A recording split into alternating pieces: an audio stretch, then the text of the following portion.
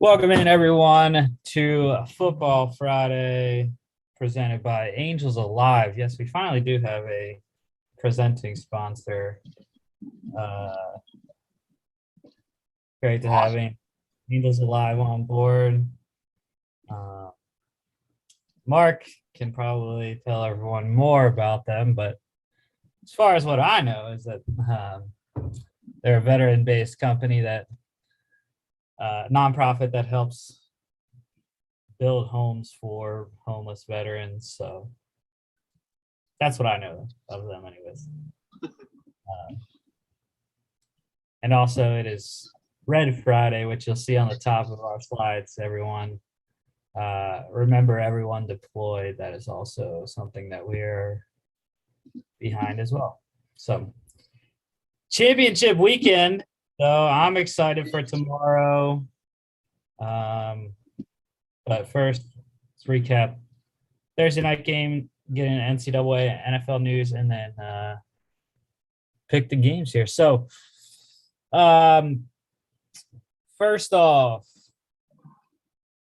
I recapped the game the Monday night game. I recapped that on Tuesday on the rescheduled show. So we're not going to do that. But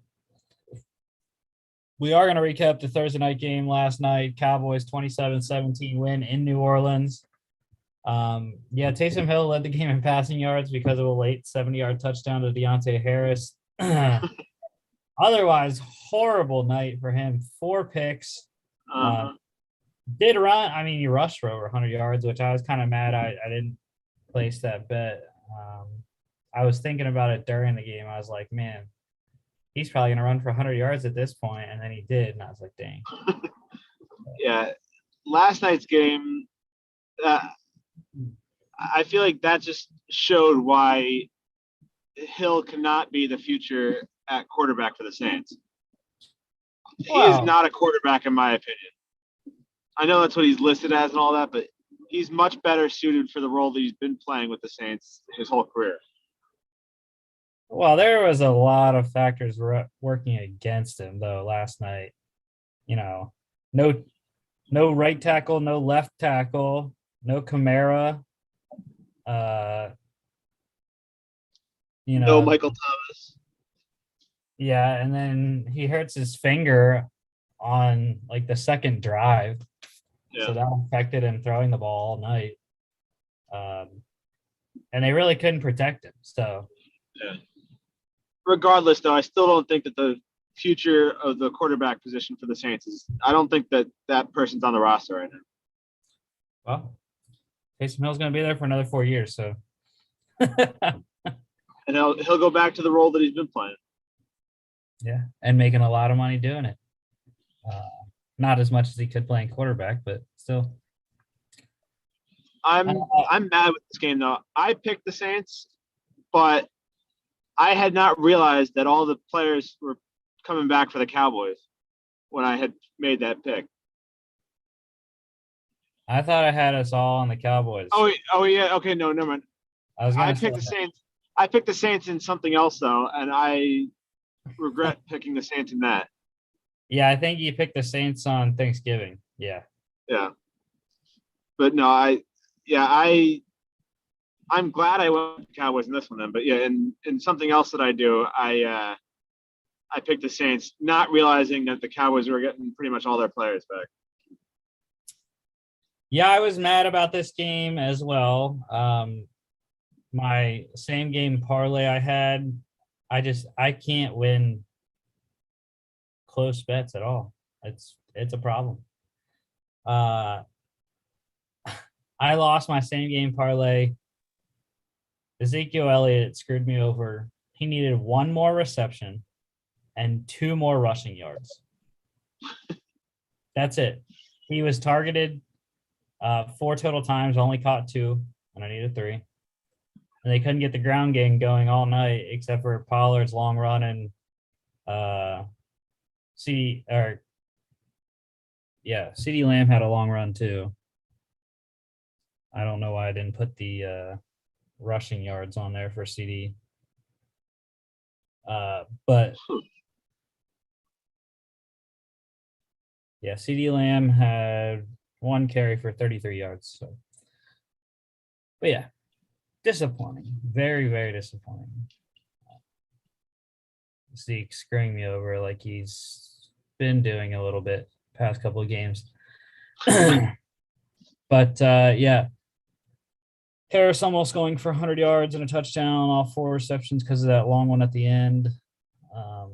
And also, Zeke first touchdown score bet. I was like, dude, screw the Cowboys. Like, they're on the 1 yard line on 1st and goal, and you throw the ball and score a touchdown to Gallup. I was like, bro, that is Zeke time. That is Ezekiel Elliott run the ball time on 1st and goal at the 1 yard line. And then the stupid Saints corner couldn't push him out of bounds, Gallup out of bounds. And I'm like, bro, all you got to do is if he just like tackles him and like holds him up. That was some good footwork though on Gallup's part. Yeah, well, screw Michael Gallup and screw the Cowboys.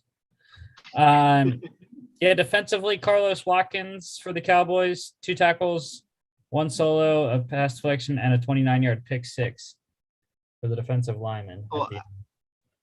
That was annoying too. I think that was at the point where I was ready to shut the game off. Was that pick 6 there towards the end of the game? But how about Diggs getting another interception last night? Yeah, continuing his case for potential defensive player of the year. Yeah, I kind of called that. I did picks on this one free game on DraftKings.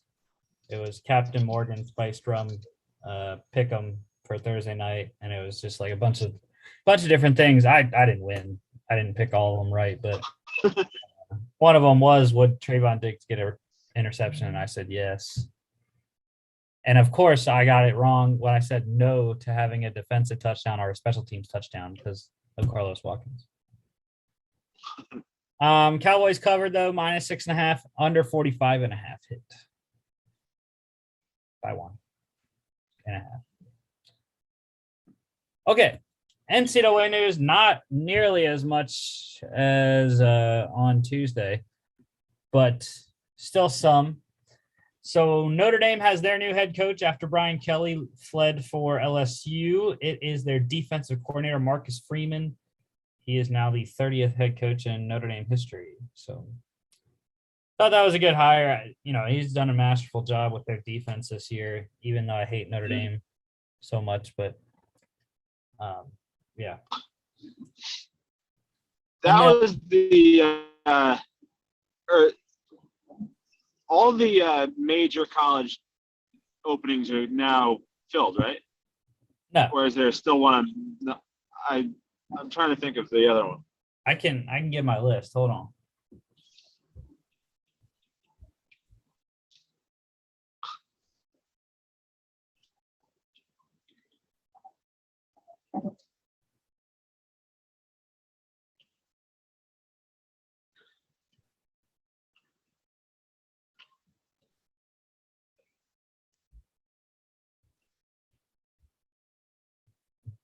Yeah, so as far as I know, you know, I'm not sure. I haven't checked out these ones in a little bit, but I have it as being open still. Temple, Oklahoma, Louisiana Tech, Troy, Akron, FIU, and Duke. Well, out of like the only reason I asked is because I know Urban Meyer's name has been linked to a lot of the openings, but I can't see him taking any of those except for maybe Oklahoma. Yeah, Urban Meyer's not going back. He's repeatedly said that he's staying in Jacksonville. So, and then other college news here. Interesting person in the transfer portal. Another quarterback, Nebraska quarterback Adrian Martinez has entered the transfer portal. 4-year starter at Nebraska for Scott Frost. Has 1 year left of eligibility because of the COVID rules. So we'll see where he goes. All right, NFL news. Former Saints and Titans safety Kenny Vaccaro, he has retired. He is now going to create an esports company. Gamers First is what it's called. So good for him.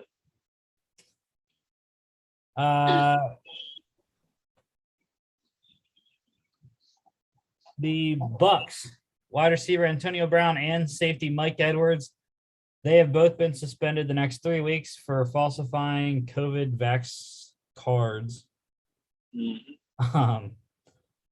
AB was he was going to be out anyways for the next 2 games at the minimum because he's still dealing with his sprained ankle from week 6. So, but yeah, those 2 are out the next 3 weeks. COVID-wise, Patriots placed safety Kyle Duggar on the COVID list. He is out for Monday Night Football. Your Jets, they activated wide receiver Denzel Mims off of the COVID list. The Broncos. Not that really matters. Broncos did the same with left tackle Garrett Bowles. Big get back for them on Sunday Night Football this week. IR-wise, Vikings designating defensive tackle Michael Pierce to return off IR. Going to help them in their game against the Lions. Texans did the same with linebacker Christian Kirksey. Might need him against Jonathan Taylor this week. Just maybe. And the Raiders also activating or designating defensive back Trayvon Mullen to return from IR as well. All right, injuries. Giants quarterback Daniel Jones, he is out this week with his neck strain that he got injured on in the game last week against Philly. Mike Glennon will start, and they also signed Jake Fromm off of the Bills practice squad.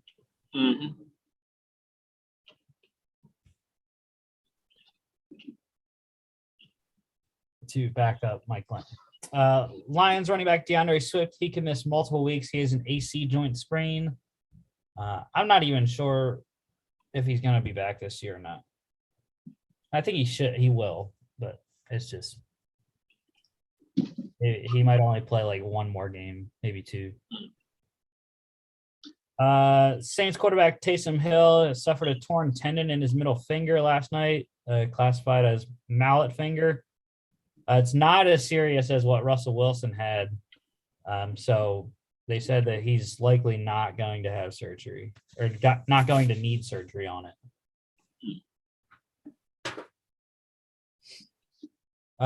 Eagles running back Jordan Howard, he is out this week. Same with Washington running back J.D. McKissick. McKissick has a concussion. Cardinals quarterback Kyler Murray and wide receiver DeAndre Hopkins, they are once again game time decisions. I think both are going to play this week. Hopefully. I think I put D-Hop in a daily fantasy lineup this week, so. Vikings running back Dalvin Cook, he is out again with his shoulder injury. Shocker there.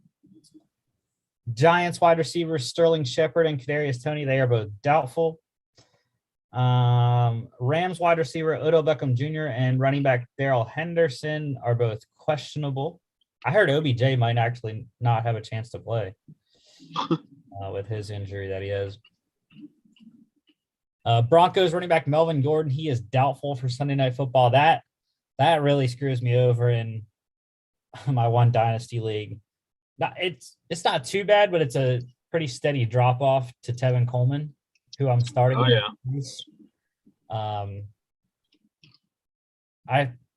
Although with Carter out, it's not that bad, but it's still pretty bad. I mean, Coleman got 16 carries last week and scored 9 points, but my only other options are like Cole Beasley. No, that's not the league. Yeah, I was looking before the show to see if anything else was out there that I could pick up. Yeah, my only other options are Nelson Aguilar and Cole Beasley, and I have 2 tight ends, Jared Cook and Hunter Henry, that I could play as well. But I think I'm just gonna stick with Coleman. Yeah, he's gonna get the touches. So, and apparently Philly is like bottom quarter of the league in fantasy rushing defense. I don't know how, but let's see. Oh, and then some transactions here. The Bucks, they elevated wide receiver Brashad Perriman from the practice squad, taking the place of Antonio Brown. And then the Seahawks signing running back Adrian Peterson to the practice squad. Intriguing move. Seattle trying to do anything that they can to get their offense going. Absolutely terrible offense. Terrible. All right. College pick standings. After our monstrous amount of games that we had last week, this is how it shook out. And actually, that's wrong. Hold on. Mine's supposed to be 14 losses. Okay, I was going to say, wait, how do we have the same amount of losses, but I have 1 less win? Yeah, mine's supposed to be 14.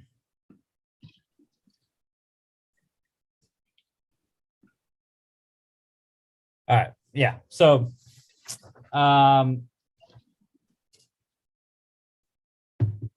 actually, you know what? I forgot to look at the Lone Wolves from last week. So, but yeah, I thought it was pretty good record-wise from last week, considering how many games we had. You know, I thought it went pretty well. I mean, you had the best week out of the 3 of us, but Mark and I still both had pretty good games. I mean, you only beat me by 1, and you beat him by what, 3 there? So, yeah, I was hoping that this was going to be a nice week to catch up quite a bit to y'all. Mm-hmm. Unfortunately, it didn't work out. I don't think there's enough time now. I think you're out of the running now. Well, we have all bowl season though, Chris. We do have all bowl season to catch up here. So, well, just like last year, I'm the regular season champ again. So we'll see. That's fine. I'm fine. I am perfectly fine with being the postseason champ. You know why? Because you don't win a championship in the regular season, do you? You win a Super Bowl in the postseason. What's up, Mark? Oh, what's up, Mark? So happy to be here. Sorry, I've had so many phone calls today. I am exhausted, but I'm ready to talk about football. Well, first, I kind of already introduced it, but our presenting sponsor today, Angels Alive. I don't know if you want to talk about them. I'm just trying to get I forgot to do the Lone Wolves, write down the Lone Wolves from the college slate last week. So that's what I'm doing real quick while we talk about college standings and whatnot. So if you want to talk about them real quick. Veteran-owned company, not even an owned company. It's a nonprofit. We love to just feed homeless veterans and get them access to job placements, resume writing, so they can get their feet on the ground. And it's getting, we're playing some conference championships this week. So what is a better day than Red Friday to remember everybody that's employed, and UGA needs to make their mark tomorrow. Sorry, in a better word. Yeah, man. It's We love veterans. We love athletics. We love helping people, and that's what's going to get us on the map as Football Addicts Anonymous. And we love some football, and we got a lot to talk about. Oh yeah. Let's see. I'm almost done here.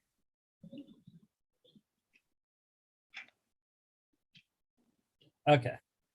So as you can see, this is how we ended up, Mark, on the college picks last week. Really good, I thought, for how many games we had. Guys, we had a lot of games. And I broke them down all. I broke them all down by myself on Tuesday. So. And you know what makes me just soft-hearted is a couple games in FCS that people wouldn't look at. Missouri State, UT Martin, big matchup, and it was decided by a couple points. Yeah, so, all right. Long lists. Mark's was the shortest of Lone Wolves, but Chris had the longest by 2 games. So let's see. Records in Lone Wolves here. Chris went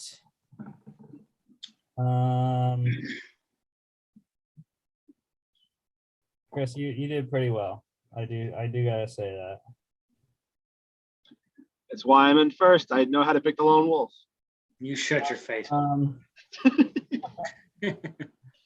Well, you got San Diego State, right? And they beat Boise State. You lost UNC, losing to NC State. No, I would have been perfectly fine if they would have won, Chris, and came back at the end, because I threw a little shekel on it at the end at plus 600 for Sam Howell to bring them back, but they didn't do it for me and you. You got Florida right in the Sunshine Showdown, beating Florida State by 3. You won the MAC East Championship. You got Kent State right in overtime by 1 point, 48-47.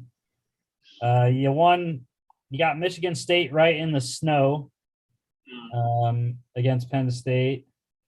You lost to Bailey Zappi when Western Kentucky beat Marshall for the Conference USA East Championship. That's all right. And then you also lost when Sela beat FAMU, Southeastern Louisiana beating Florida A&M in the first round of the FCS playoffs. So you went 4-3 in your Lone Wolves. That's right. That's still a +1. Mark went 1-2. Mark, you got Liberty wrong against Army. You got Kentucky right in the Battle of Kentucky against Louisville. And then you lost. You took Stephen F. Austin against UIW, Incarnate Word. That was a one play. And my Lone Wolves did pretty well, similar to Chris. I had a similar record. I lost, which I was, again, it was one of those things where I lost in the picks, but I won money from it. I lost on Friday picking Nebraska over Iowa, but I live bet Iowa to come back, and they won. So worked out for you. Yeah, I went 4-2 overall. Lost Nebraska. I hit on Michigan beating Ohio State.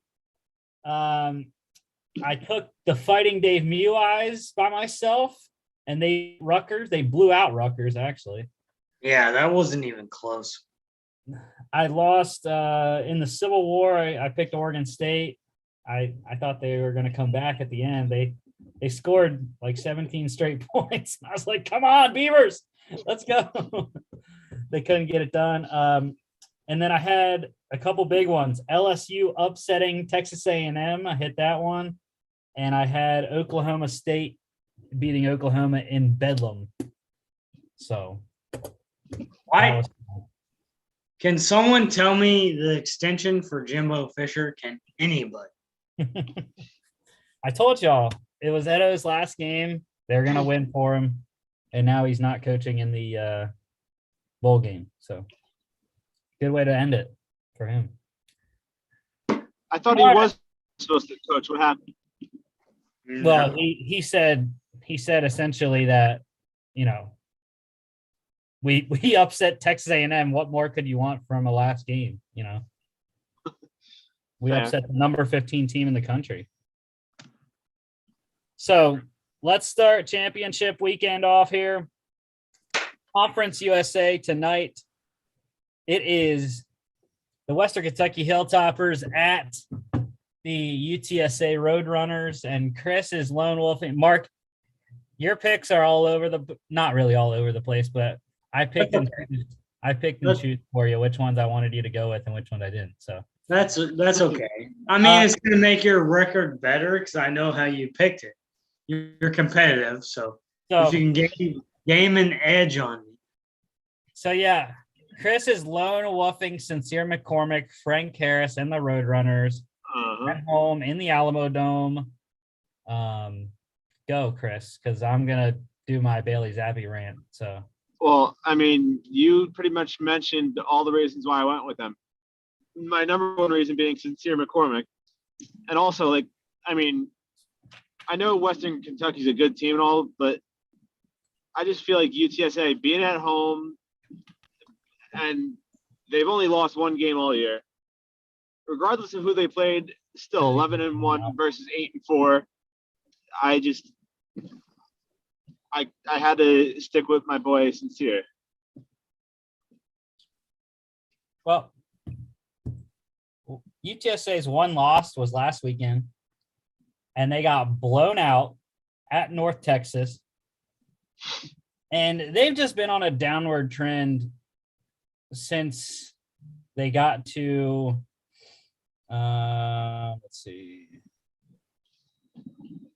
since they got to 9-0. You know, they struggled mightily against Southern Miss. Had to score 17 unanswered points to win that one. They struggled against UAB. UAB's good, but and then obviously, like I said, they lost by 22 points last week to North Texas. Western Kentucky, though, you know, alls they have done since lose 4 straight to start the season 1-4. They won 7 straight games. They are on fire right now, and they're scoring like crazy. 43, 34, 45, 48, 42, 52, and 53 are their scores. How many points they've scored in each game in their 7-game win streak. And they, granted, I don't know how the game would have shaken out last weekend if Grant Wells wouldn't have got hurt for Marshall, but they still put up 53 points and railed Marshall in West Virginia by 32 points. So I think the offense is going to have a nice day with Bailey Zappi at the helm. They're scoring 43 points per game, giving up only 27. So I think Bailey Zappi is going to be too much for the Roadrunners tonight, even at UTSA.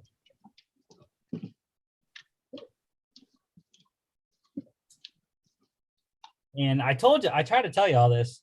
Remember, when we did our conference preview shows, man, I told you Western Kentucky is going to win the Conference USA, and they got a chance to do that tonight. So, over under, you ready for this one? 73. I think it's going to be that kind of game. I think it'll be high scoring.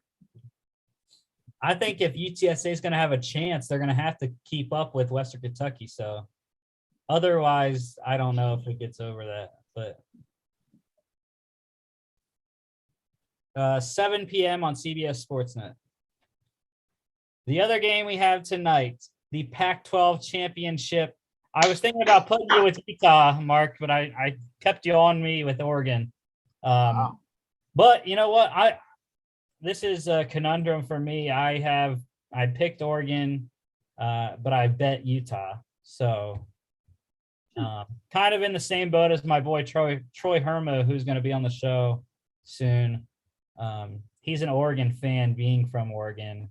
And on his college football maps, though, you got to follow the map, and the map says to take Utah money line tonight. So I think it all comes down to injuries, and people say injuries. It can be people coming back from injuries and how well they play.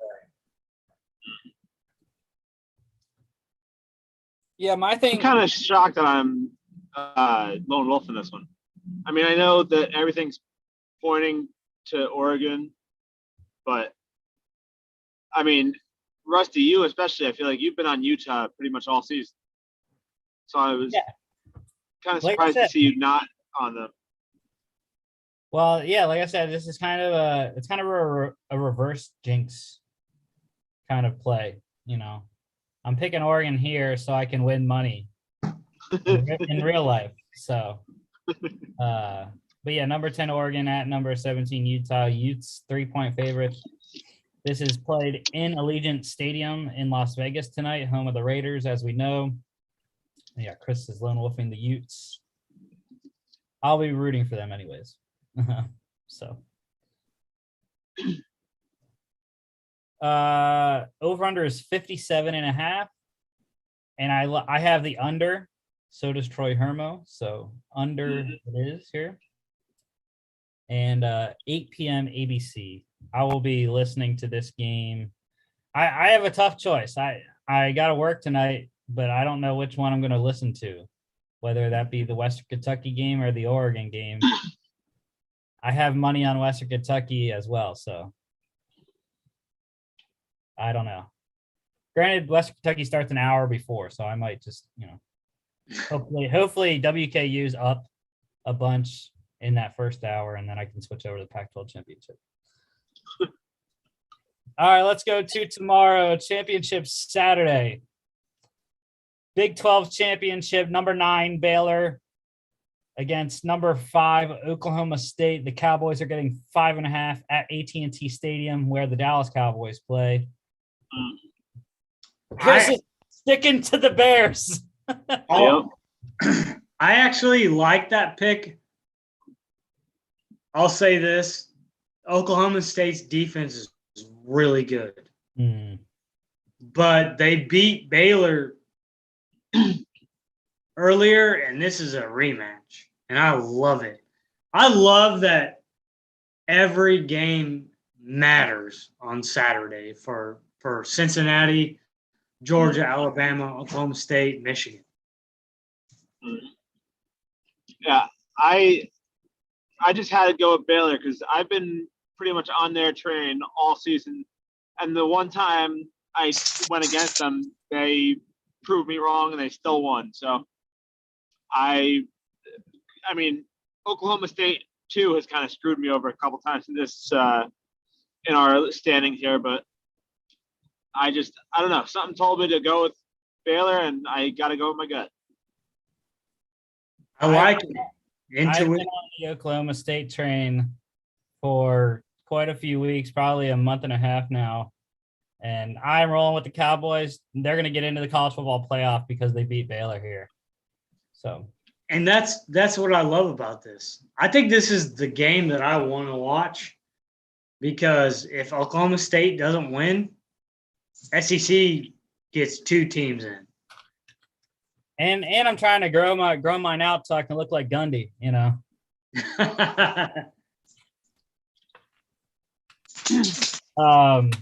Over under is 46.5.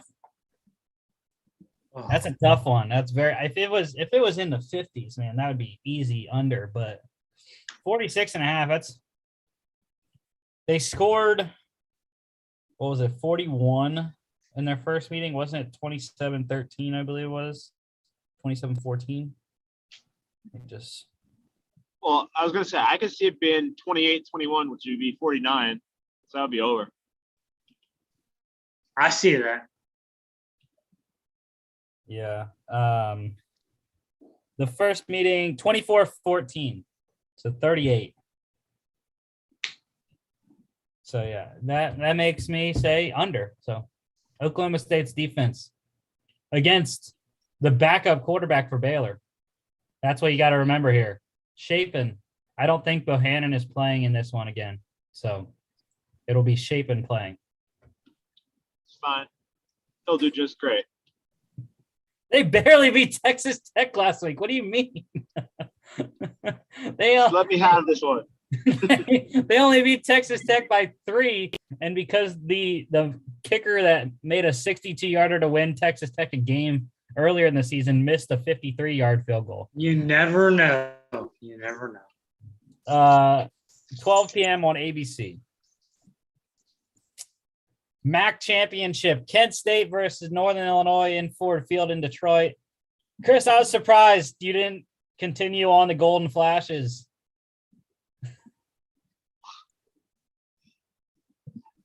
We all took the underdog. Yeah, I like Northern Illinois a lot better in this one, even though they are the underdog, like Mark just said.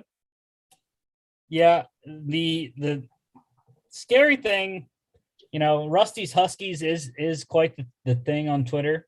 But and I've been on NIU for a while, especially when they started playing the Maction games during the middle of the week. The last month of the season, I was all over NIU. They won a couple times for me in just very close game fashion. And Rocky Lombardi, he's my dude. So I'm sticking with Rocky. He didn't play last week against Western Michigan. They got blown out. But this is a rematch from earlier when they played at Kent State. Kent State won 52-47. That's the scary thing, is that NIU's defense has to stop Dustin Crum and the fast, explosive Kent State offense, who is scoring 33 points per game. And that's about what NIU's giving up. NIU's scoring 31 points per game. Kent State gives up 34.5. So, well, since we all picked the same team, go opposite. Uh-huh. Yeah, I don't know. I just, I have NIU +3, I think, in my championship parlay. So we know they're going to lose now. But I think they can keep it close. Just cover 3. That's all I needed to do at NIU. You don't need to win. Just cover. But if you want to win, that's fine too. Over under, another crazy one, 74.5. I'm hitting the over. I already said their last one was 52-47. Oh, yeah. They're both scoring about 32 points per game. So 12 p.m. at ESPN. Mountain West Championship, Utah State at number 19, San Diego State. Yeah, I gave Mark San Diego State because I feel like that's who he would have picked anyways. And I'm wolfing the Aggies. I told you a couple of shows ago when San Diego State beat Nevada and Nevada got kicked out of the Mountain West race, I was like, I can't wait for San Diego State to get into the Mountain West Championship and get destroyed by Utah State. I'm not saying they're going to get destroyed, but I do have Utah State +6 in the parlay. And again, I'm believing in one person. It's probably not a good strategy to pick games believing in one person on a team when you play 11 on 11. But I am rolling with Logan Bonner, the quarterback for Utah State. Has had an outstanding season coming over from Arkansas State with Blake Anderson the head coach. My hope is that they can hold up against the San Diego State running attack of Greg Bell and company. And the defense is outstanding for the Aztecs, but I'm rolling with Logan Bonner. So That's fair. Can't fault you there. Yeah. And the only other thing is I hope that San Diego State does not carry their momentum over from the Boise State game where Lucas Johnson got benched and Jordan Brookshire came in, threw the ball all over the field. I think that would be a win for Utah State if San Diego State comes out throwing the ball.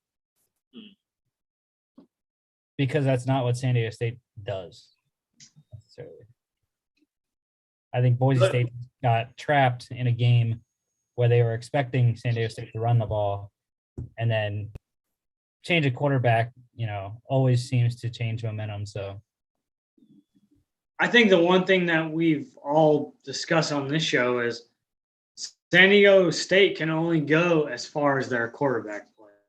And so what transpires against these teams, good quarterback play or not, if it's not good quarterback play, I don't think the defense can hold up against Utah State.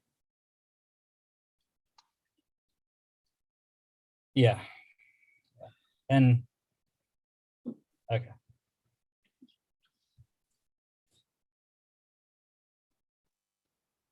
Over under here is 49.5. I'm going under because of the San Diego State defense. That's why. Yeah, that's what I was thinking too. 3 p.m. on Fox. Sun Belt Championship, Appalachian State at number 24, Louisiana. Daniel Jeremiah would be ashamed of us. I am really surprised that we didn't have anybody on Appalachian State. I like Louisiana, guys. I like them. Well, whenever I was picking Mark's games, whenever you and I were on the same boat, I just rolled Mark into the boat too. So, yeah, Billy Napier's last game with the Raging Cajuns. So I think they'll want to win for him. And I'll go back to what Mark was doing early in the season, just trashing Chase Bryce every week. And I don't think he's going to play poorly, but I believe in the more experienced Levi Lewis at quarterback for Louisiana and the Louisiana run game. Chris Smith, Montrell Johnson, and I always forget one of the guys. They have a three-headed monster at Louisiana. I feel like I always forget one of the guys, but there's another guy that's there too with those two that I mentioned.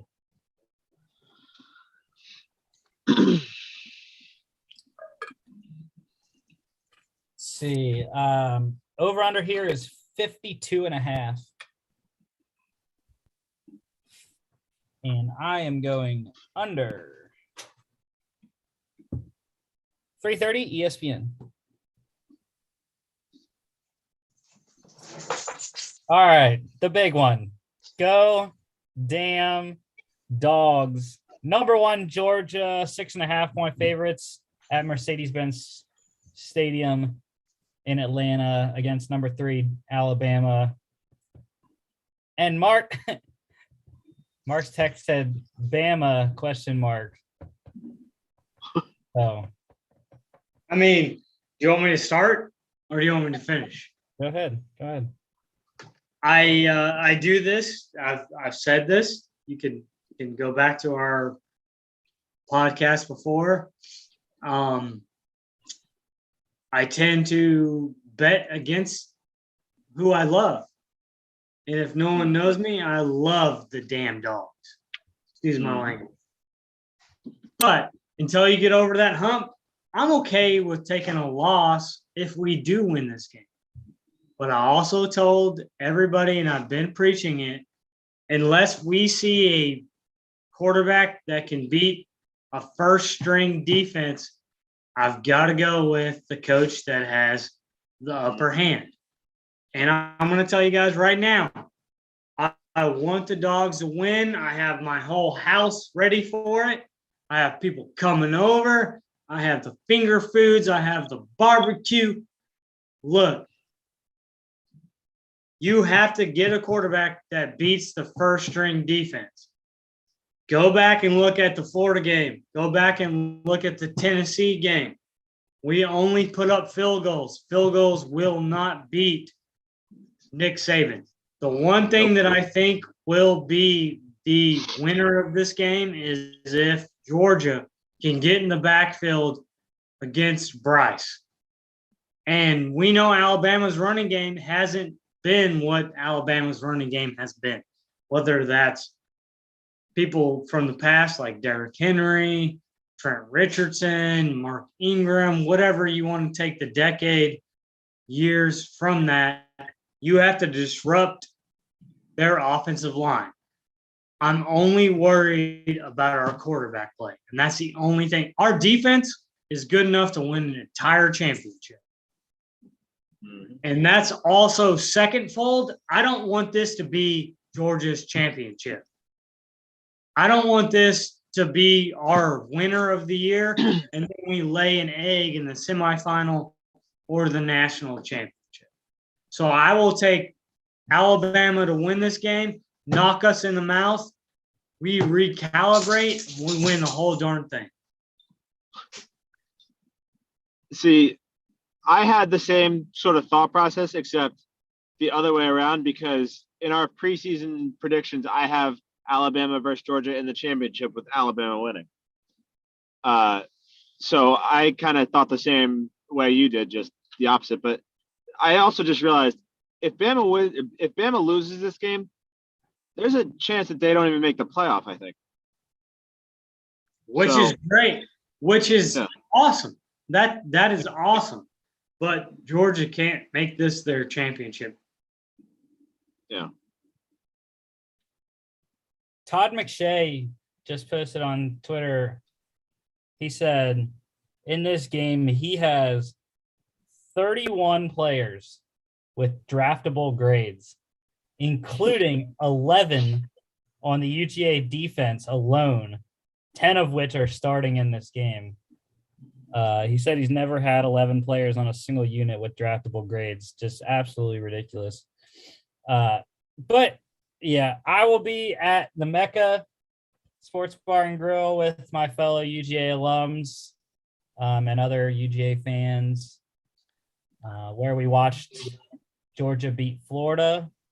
So, I think the Dogs can get it. Here, I think they're going to do exactly what the three teams that Bama struggled against did: LSU, Texas A&M, and Auburn. Arkansas as well. Those four. Well, I think Florida. Hear me out. I think Florida is actually the blueprint of how you beat Alabama, because we can do what they couldn't do exceptionally. Yeah, and this also. This game also plays into a wager I put down just this week, which I'll get into in the last game. But Bryce Young struggles, I think, in this game, and that's before we move on. And I know David Pollock knows way more football than I do, and Desmond Howard. I'm going to tell you the key of the game. And I wish more people would hear our podcast. Is Nick Saban knows that his offensive line cannot compete with what Kirby has on his defensive line. Does that make sense? Mm-hmm. What I think is going to be the number one challenge of this game, and that we haven't seen all season long, and we talk about UGA being maybe people say UGA is the running back university, but then Alabama contends that they're the running back university. And so I've said it for years that I think we're the linebacker university, But then Alabama says, well, we have really good linebackers. There's going to be one group of people that decide this game. And so now that I've touched the front line in the middle of the field, who's going to decide this game? You guys tell me. Jameson Williams and John Mechie versus Darian Kendrick. 100%, Rusty. And what I'm afraid of is where Georgia is lacking when people say that this is the defense is you're going to be so tested. And what I think Alabama is now is the wide receiver university. You had game managers from AJ McCarron that Nick Saban said I needed to tweak this. And now you have really elite quarterbacks with really good wide receivers. What's going to be tested tomorrow in the Mercedes-Benz is are your defensive backs and your safeties able to line up with me, because Saban's going to have a game plan where, yes, you're going to get back in the game, the backfield and get sacks, but I'm going to be able to throw downfield, and that's going to get big chunks of the yards. And so what we're going to see is, are your defensive backs as good as my wide receivers? Well, see, I don't think they're going to be able to throw downfield. I think Saban's going to have to begin the game throwing quick because of how quick the pass rush is going to get there. But I think also we have the best coordinator in college football in Dan Lanning. How he has not gotten a job, I have no idea. Second. Who are you saying?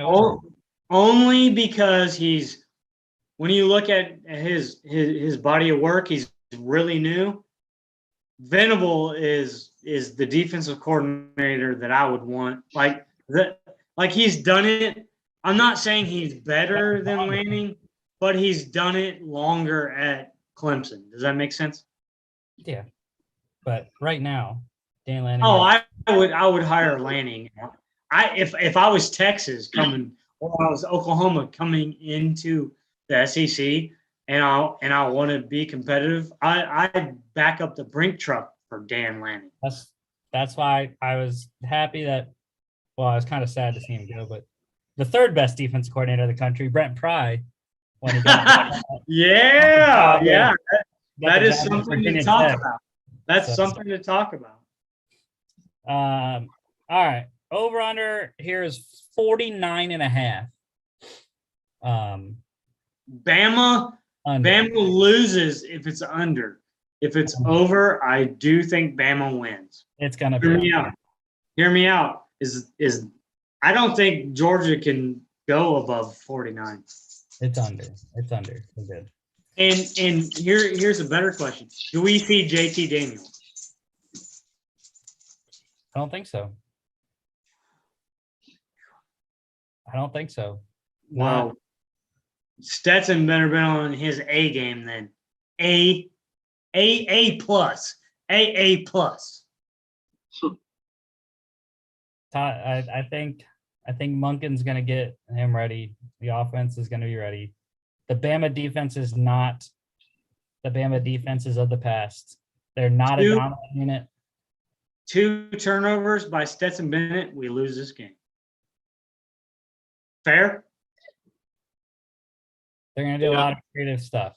They're going to run the ball. Fair. That's all I'm saying is fair. They're going to run the ball. They're going to get 19 in the ball. Brock Bowers. And this game will be decided by 2 things. Penalties, special teams.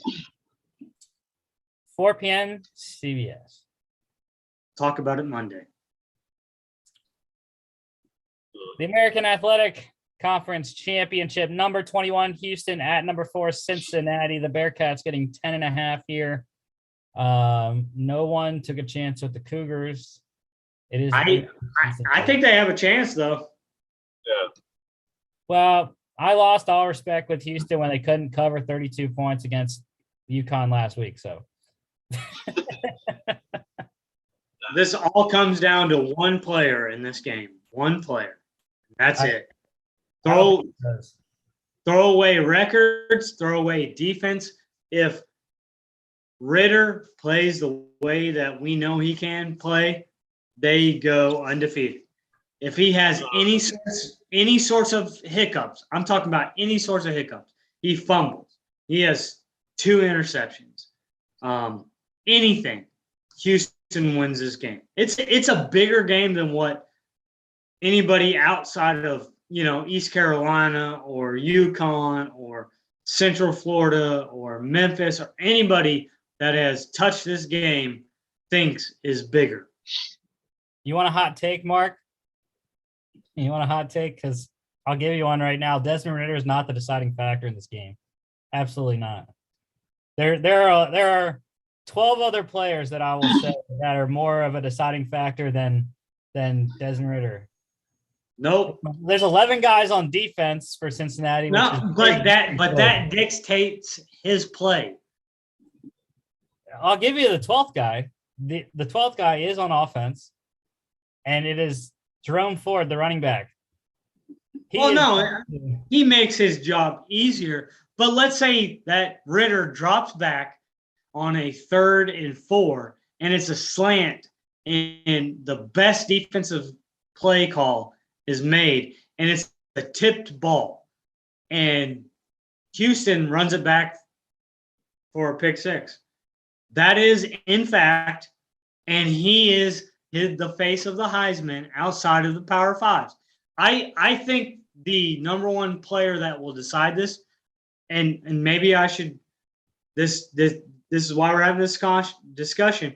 Jerome Ford will dictate this game, but if Desmond Ritter has any earthly statistics, Cincinnati loses this game. Well, you can say that about every game that the quarterback's going to decide the game. Come on, don't talk to me that we've came here from 12-0. He is the prime suspect. He's got the ball in his hands, whether it's under center, whether that's a wide receiver screen, whether it's handing off. He dictates the whole culture of this team, and this is going to be the deciding factor. Are they going to be number 4? Or are they going to be number 5 in the playoff? I'll tell Desmond Ritter one piece of advice for this game. Wherever Marcus Jones is, don't throw it there. Because we've seen every game we've had in Houston, Marcus Jones is on the defensive stat sheet every single game. I agree 100%, and it's okay for us to argue. I want to argue about this. Yes, makes our show better. Moderate discussion. It makes our show better, but you can't tell me that you're in the running of the Heisman. I don't think he is. Not anymore. Well, no, but he was talked about. Ford was never talked about. So we live and die by this game, by what Ritter does. Am I wrong? This is like Keyshawn and Stephen A. laughing about, like, you live and die by what your quarterback does tomorrow. I think Chris wants to say something. Well, I mean, I'm just saying, I think that Ritter is a big factor in this game. So, I do agree with Mark. You fumble it once, and it leads to a touchdown. That's going to be talked about. The over/under is 52.5, and I am hitting the over button. Oh, I love the over. I already took over 53 in my parlay. So. When's the game start? Tell me, please. 4 p.m. on ABC. That is garbage. Same time. Why start at the same time as Georgia and Bama? That's the one thing. Multiple TVs. Multiple TVs. That's how it's done. Gotta go buy another one now, Mark. Give respect to Cincinnati. Gotta go buy another TV now, Mark. All the Black Friday deals. You know I have multiple in my house. All the Black Friday deals are already gone, though. All Cyber Monday.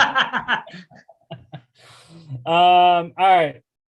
Big Ten Championship, number 2 Michigan against number 13 Iowa, just down the road here in Indianapolis. Yeah. I was lucky to be here. They're another team just like San Diego State. I have no idea how San Diego State's 11-1. I don't know how Iowa got to 10 wins this year. I just don't like Iowa's quarterback situation. No, it's terrible. But they've won. They've won with defense, and they've won with the running game of Tyler Goodson, and that's how they win. So they're sort of like Georgia in that aspect, except we can actually score points on offense. But yeah, I think they do the same thing they always do. They're going to run the ball and play defense. The only way Iowa has a chance is turnovers. And do you guys echo? Iowa's never going to outscore Michigan. Is that a better way to say it? Iowa will not win this game if they have to outscore Michigan. What Iowa wins is control the clock, turnovers, and we turn those turnovers into points. And they want to win a game 24-17, 24-20. If it gets over 24, Iowa cannot win this game. I'm sorry. Hey, take it to the bank. That's exactly what I was going to say. 25 points is the threshold for Iowa to win or lose the game. So, and I think Michigan's going to score at least 31. Before we move on, national championship, Georgia, Michigan. I wouldn't be so set on that. I will tell you for the national championship, if somehow Cincinnati stuck at 4, Georgia was still at 1, Michigan at 2, and someone else is at 3, say Oklahoma State or Notre Dame, Cincinnati is the scariest team I am afraid of. Because I think they only beat them by 3 in the bowl game last year. So I think they have great ingredients. Over under is 43.5. That's tough. I don't know. But I'm going over. Like I said, I expect Michigan to score at least 31 points. So I think it'll be just over if it goes over. 8 p.m. on Fox. The last game of the FBS championship slate, ACC championship, number 15, Pittsburgh against number 16, Wake Forest. This is at Bank of America Stadium in Charlotte. Hold on. And Don't talk. I'm trying to read that's not Clemson. Where's Clemson? I was going to give you a WF up there, Mark. I was highly thinking about putting you on Wake Forest. I thought about going with them too, but I couldn't go against their pick. Now that you said that, the reason I would want to go Pittsburgh is their quarterback. That's what I want to talk about because I think this is a great matchup. I mentioned the wager that I placed this week. You know what it was? It was Kenny Pickett to win the Heisman Trophy at plus 1,200 because he is getting all the hype on Twitter right now, on social media. Louis Riddick is his biggest fan because he's a former Pitt Panther himself, and he is puffing smoke up his butt all he can on Twitter and just putting out Pickett for Heisman. I like it. He is done. I sent you guys. Okay, let's retract a little bit. Combined with the fact that I think Bryce Young is going to struggle mightily against the Georgia defense, that is going to decrease his Heisman chances. And the other guy that's in the Heisman race right now, Matt Corral, he doesn't have another game until the bowl. So I think Kenny Pickett's going to slice and dice the Wake Forest defense all day. And they're going to put up a lot of points and win the ACC championship, and Kenny Pickett's going to win the Heisman. I've told you guys this earlier. I think the Heisman Trophy winner this year is going to be totally different than what we've seen. It's been someone that has been in the college football playoff picture. We don't have that this year. It's been dominated by defense. We don't have someone like Lamar Jackson that just wows everybody. Matt Corral was there. I thought he lost 2 games that took him out of the picture. And so the ACC is quietly, they're not going to get into the college football playoff, but they have the best quarterbacks, in my opinion, pro pocket passers.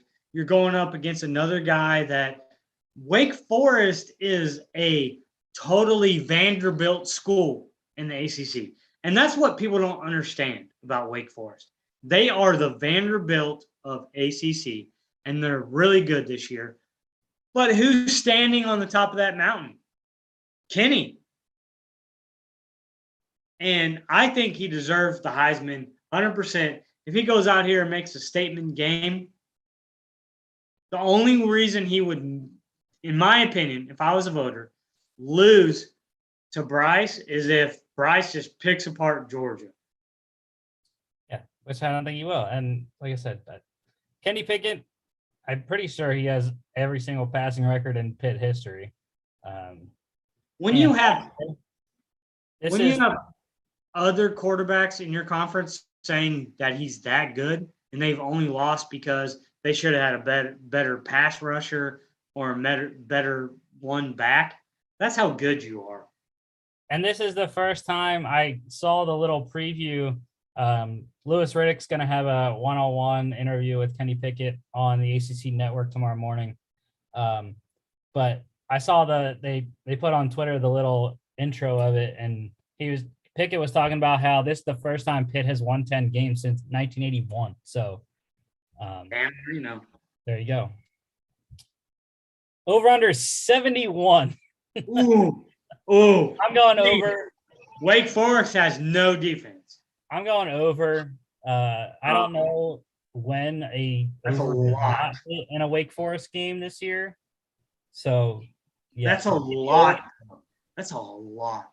Yeah, but I think you know why it's going to go over? Because Pitt's going to win this 53-21. I'm not opposed to that. I'm not opposed to that. I'm just saying that's a lot. That's all. What about 68? No. I just told you what the final score was going to be. Combined for 74 points. 8 p.m. on ABC. And unfortunately, I won't be able to watch this. I'll be working again tomorrow night. So, wait, you're projecting such a big blowout, but the line's only -3. So, yeah, because both I think it's gonna be a close game. Well, because both offenses are very good, but I think the Pitt defense stands up when they get behind the Pitt offense. So maybe not. Maybe Sam Hartman has something else to say about it, but all right, let's go to the FCS second round here of their playoffs. Here's the bracket. We had UIW winning last week, UT Martin upsetting Mark's alma mater. Holy Cross beat Sacred Heart. South Dakota State railed UC Davis. Southern Illinois upsetting South Dakota. Kennesaw State beating Davidson. Eastern Washington over UNI. And Sela beating Florida A&M. So, FCS second round to start off tonight. Nova is good, guys. Number 24, Holy Cross at number 6, Villanova. And we are all on the Wildcats here. Yeah, Holy Cross, they always seem to do this. They get into the playoffs every year, it seems like, but I don't think they're ever going to get very far. I do like their quarterback, Matt Saluka. But the quarterback for the Wildcats, man, he is a vet. Daniel Smith, a senior. Very, very good there. So, yeah, rolling with the Cats here. Crazy. Holy Cross on a pretty long winning streak, actually. 7-game win streak coming in for the Crusaders, but not going to matter. especially because it's in Philly. Mm. Let's see here. Over under is 49, and I'm going under. Holy Cross won last week 13-10. So I don't have confidence in their offense.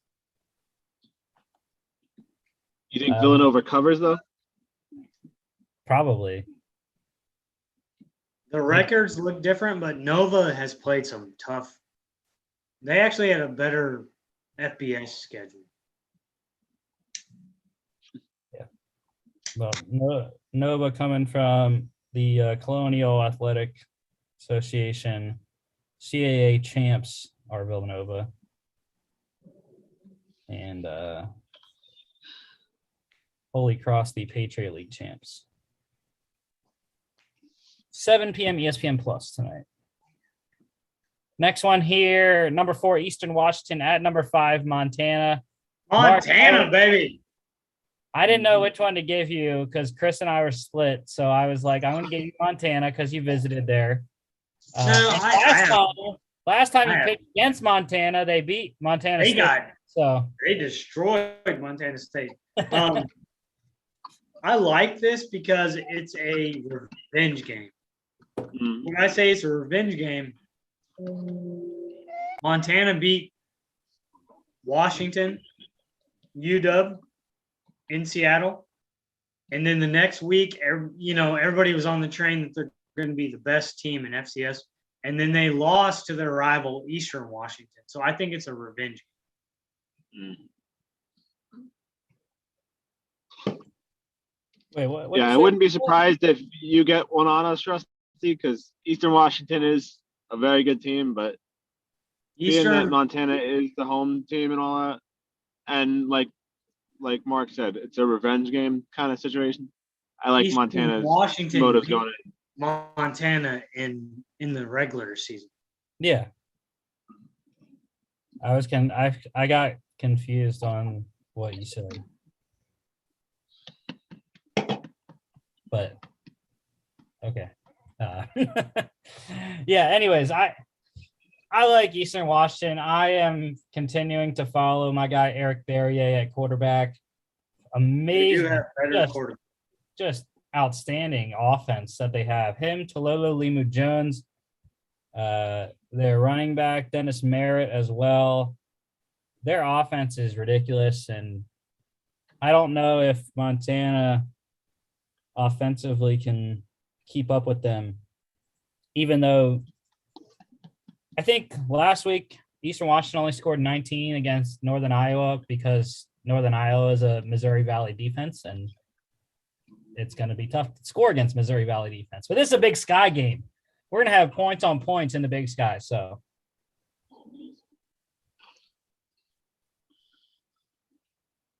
the over-under here, 58.5. That's not even close to the biggest one of the FCS slate. But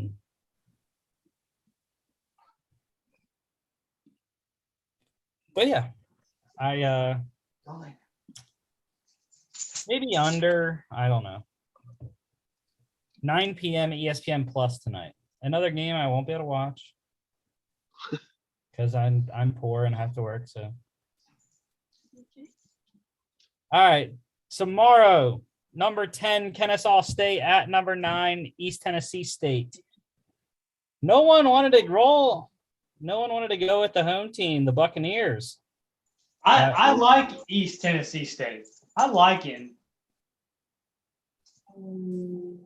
Yeah, Kennesaw State again. I was impressed by their win last week. I'm on the phone. Their win last week over Davidson, even at home. The triple option for Kennesaw is almost unstoppable. So their quarterbacks run for 23 touchdowns. So I can't put that past. I actually think East Tennessee State might win this game. Honestly. I interviewed their months ago, but they have a good culture. Man, their fan base shows up. They do run, they're going to face an offense that is predicted around Georgia Tech's old offense, but I think they have a shot. I don't look at the records. I don't care about the number 9, number 10. Well, you have to go to Johnson City, and they love their athletics there. Well, they're ETSU is one of only 2 home teams in the second round that is the underdog. So Underdog, yeah. I can't one has to win, right? One of them has to win. But like I said, I can't go against Xavier Shepard, the quarterback for the Owls, with 23 rushing touchdowns in that triple option offense. So over under 49.5. And I'm not sure. I would say under, but again, Kennesaw State's been putting up points. They are on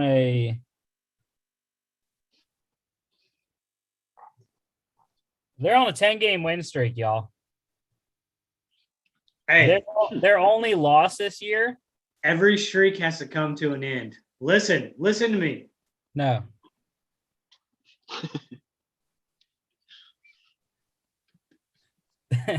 Their only loss this year was to their only FBS opponent, Georgia Tech, who they got destroyed by 45-17.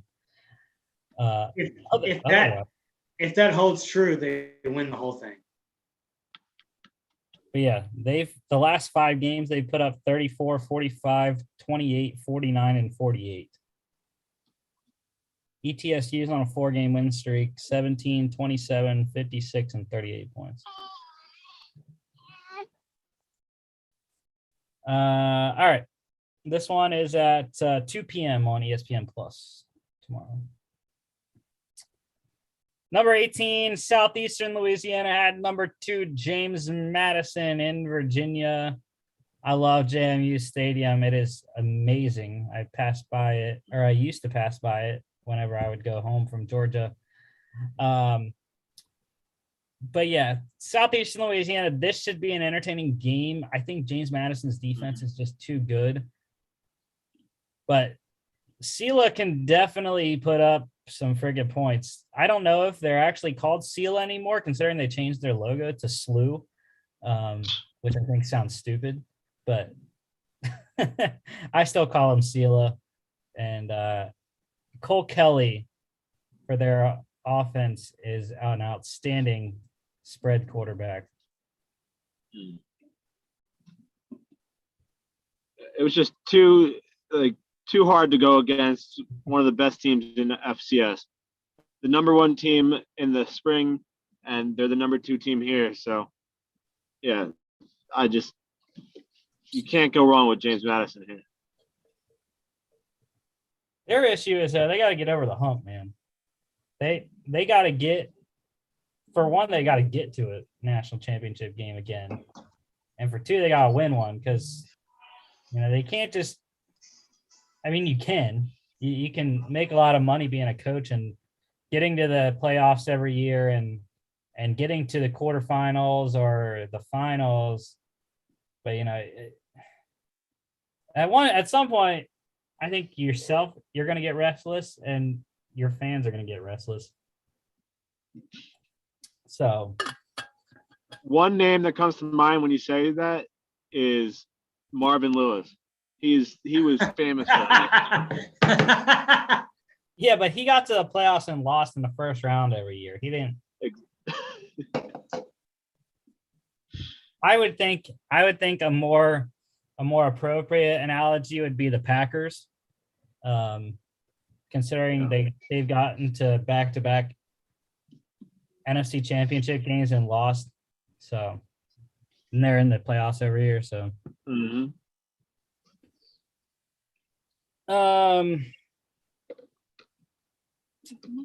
yeah, Antoine Wells Jr. Crazy also for the Lions in this game. Cole Kelly is also the leading rusher.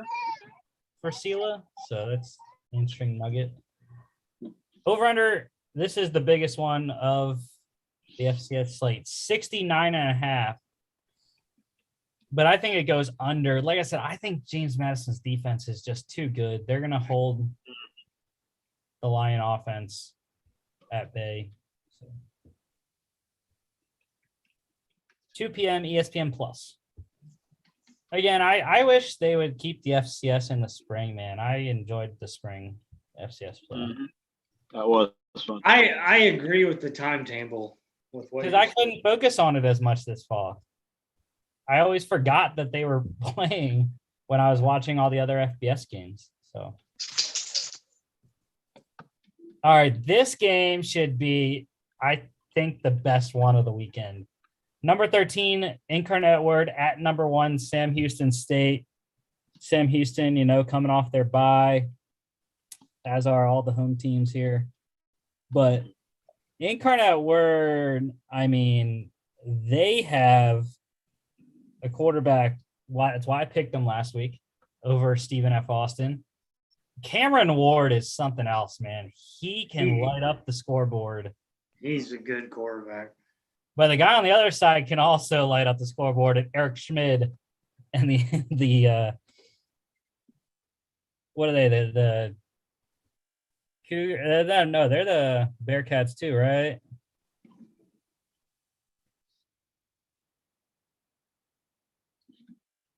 Of course, it doesn't say on ESPN, but yeah, the Bearcats. No, it does say there. Yeah.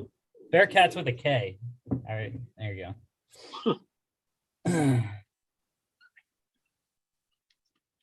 But yeah, 10-0 Houston, Sam Houston. There should be a lot of fireworks, I think. But they're the reigning national champs. Haven't lost since. So I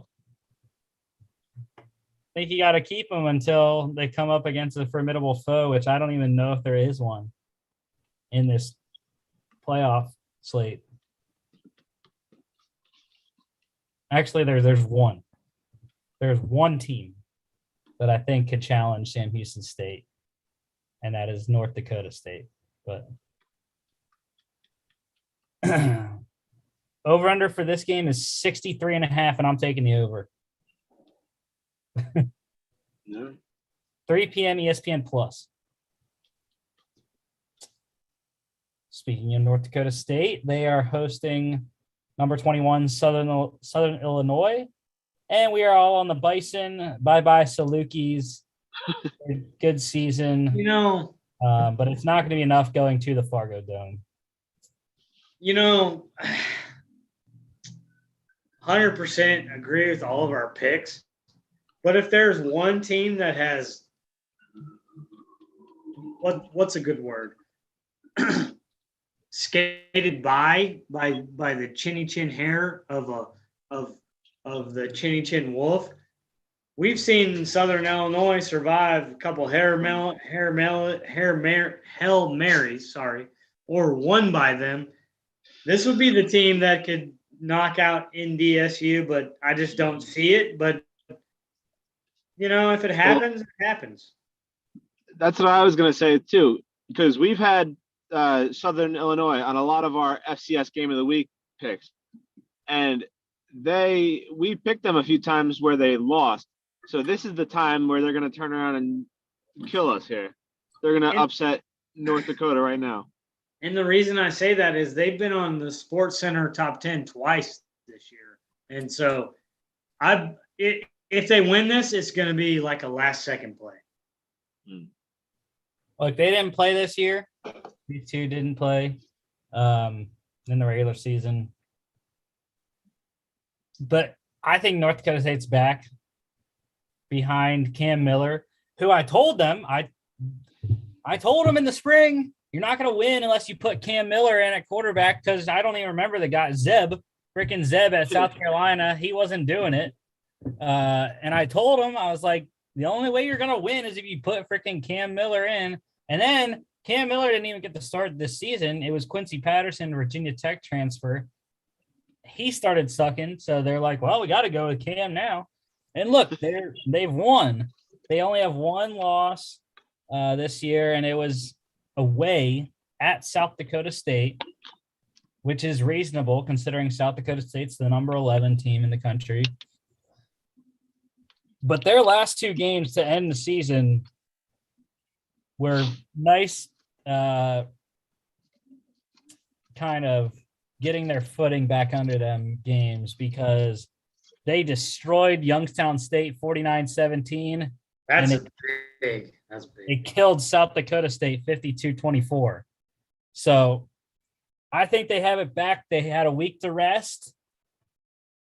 Southern Illinois had a tough game against South Dakota, and it's going to be another tough game. Fargo Dome is one of the toughest places to play in the country. So Fargo Dome is one of those. If you love football, you have to go there one day. Does that make like we're called Football Addicts Anonymous. You have to go see the Dome.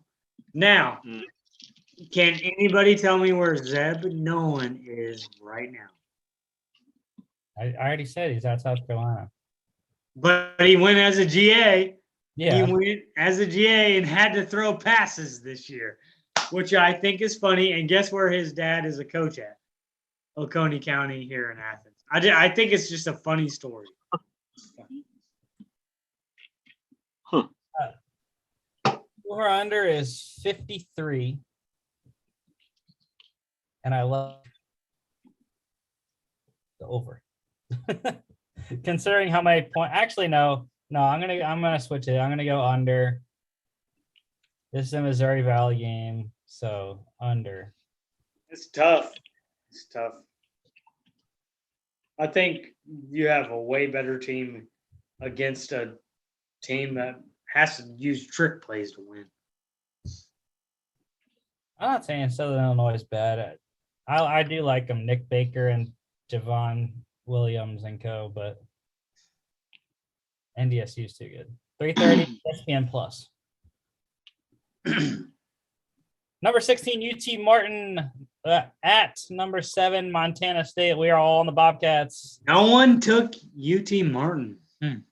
Nope. No, I wasn't impressed by their win last week over Missouri State by 1 point. So I think this is the game to be an upset. I don't think you get 2 upsets in a row in the FCS playoffs. Only one. So what is the best one? And I think it was good that Montana State got a bye because they were licking their wounds after losing 29-10 against in the Battle of Montana the last week of the regular season. So I don't know. The thing is they're going to have to keep it low scoring because that's how Montana State's won all year. Pretty much. At least their last 5 games, they've not scored over 25 points. Over 23, actually, I think it is. But my phone doesn't want to load, so I can't even see the rest of their scores. But yeah, like I said, the Skyhawks, it's been a nice run. I'm kind of saying the same thing I did about SIU, but it's time to go home. UT Martin, go back to Tennessee. Yeah, Montana State, they had a nice run in the 2nd through 6th games. They scored 30 or more in games 2 through 6. But since then, it's been less than 28 points or less than 28 points every single game. But they're still winning. They're winning close, except for the Montana game, like I said. But might be a tough game. It's going to be an under type of game if Montana State's gonna win. So, and I don't think they cover. If you want a lock of a cover for this weekend for the FCS, give me UT Martin plus 11.5. Can't argue there. And under 44. 20-23.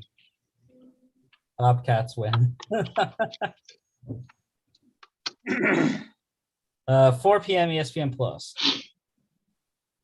All right, now we're gonna veer off of the FCS second round for one game because there is one non-FCS playoff game going on. It is the SWAC championship game.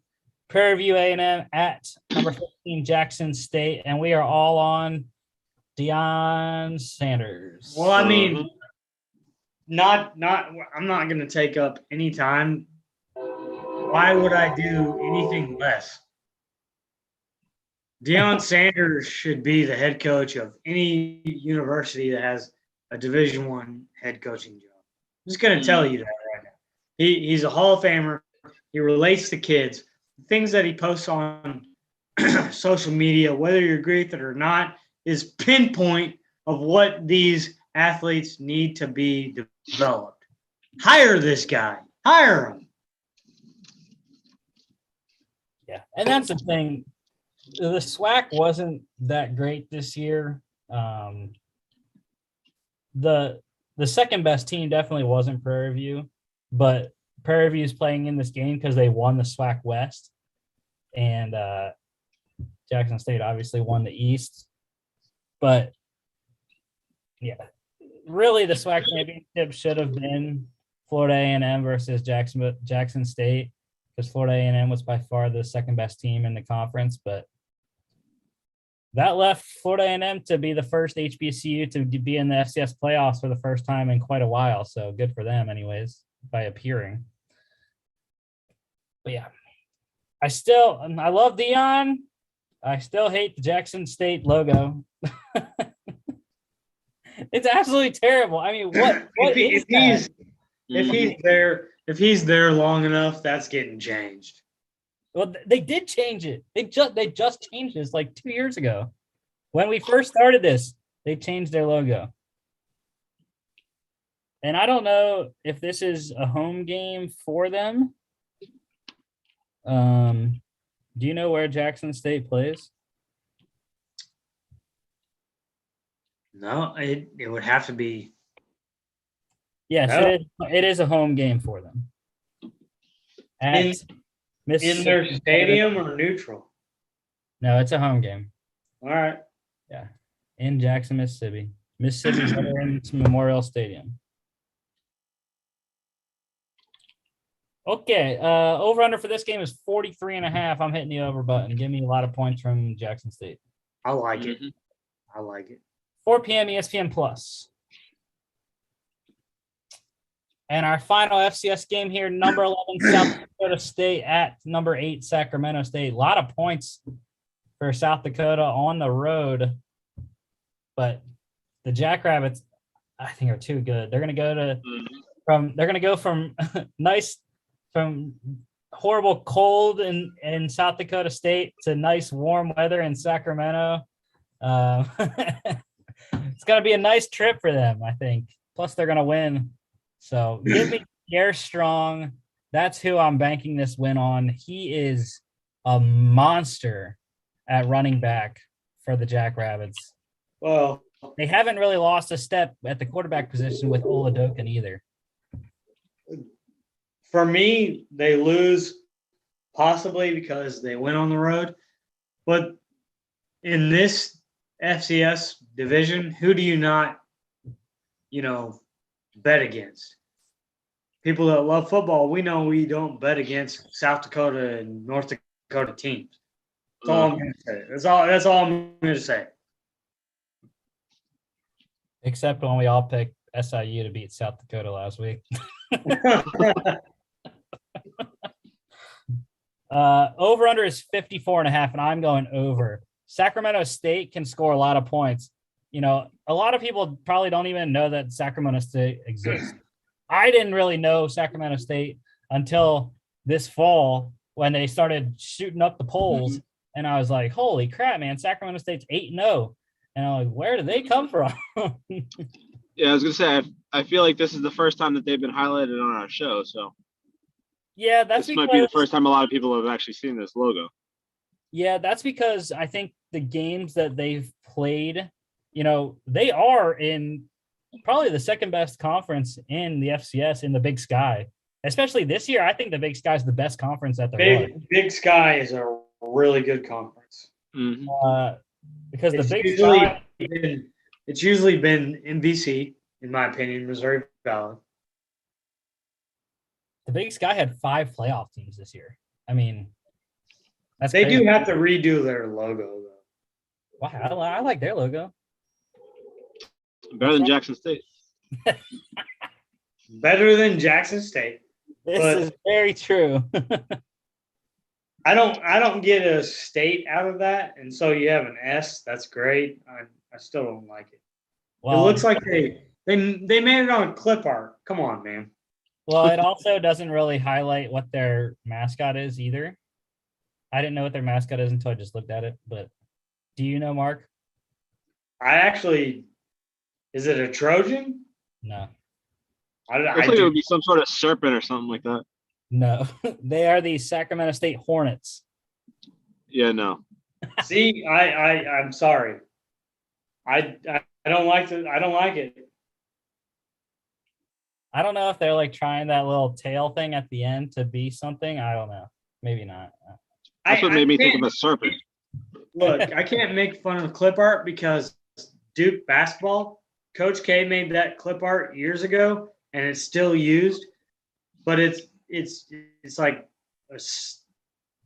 a renowned, what do you call it, symbol now. But this is not good.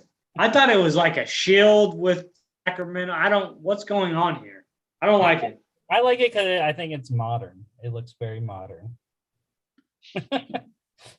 Yes, right. Yes, people. We do more than just football. We have our artistic views going on right now. Yeah, I don't know about that. I don't know. Over under is 54.5, and I think I already said over.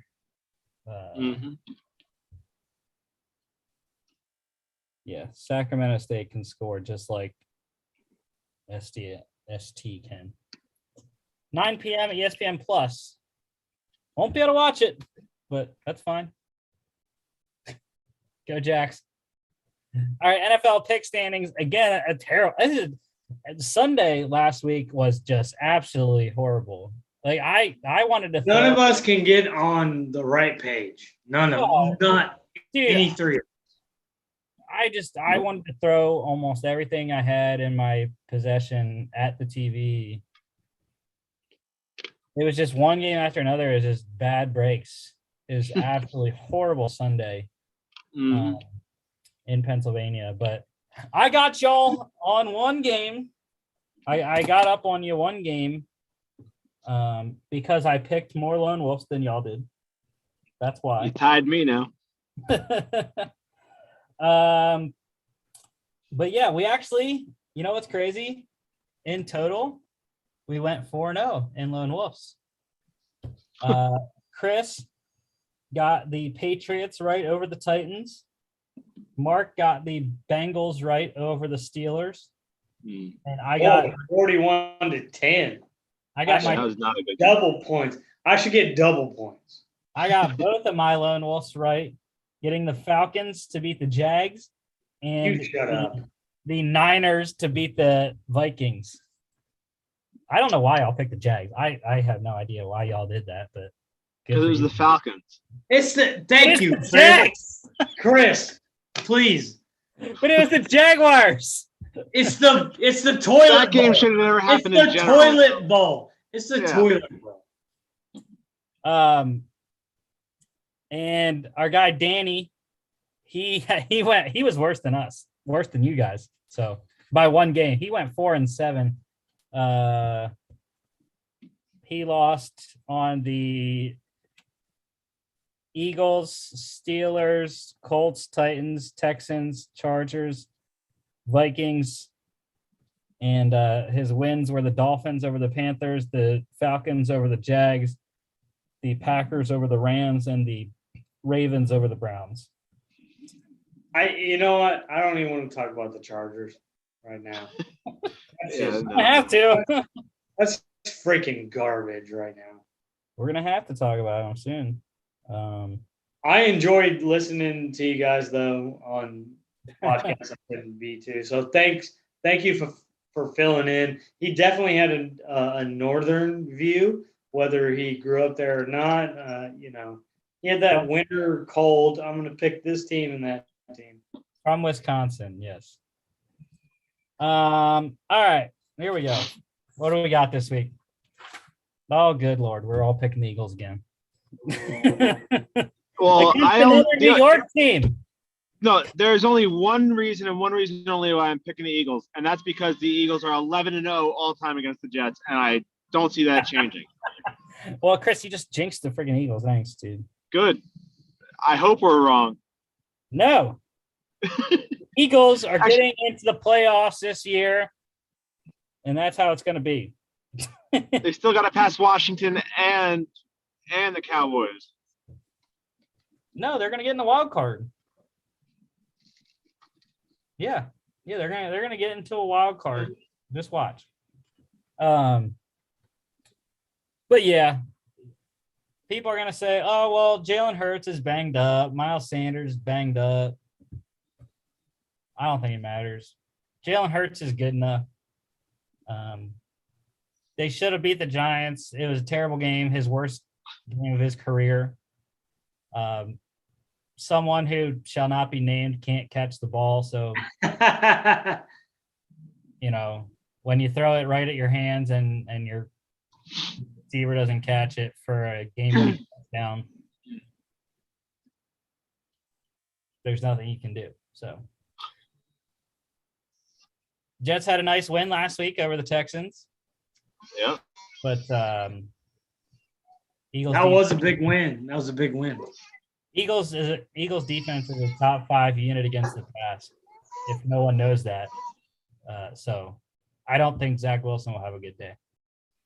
I can care less about the records. I think it's exactly what you said. It's all about, for me, it's pressure. So how does Jalen Hurts escape the pocket if there's pressure? And for me, pressure on the other side turns to turnovers, and that wins you the ball game. Mm-hmm.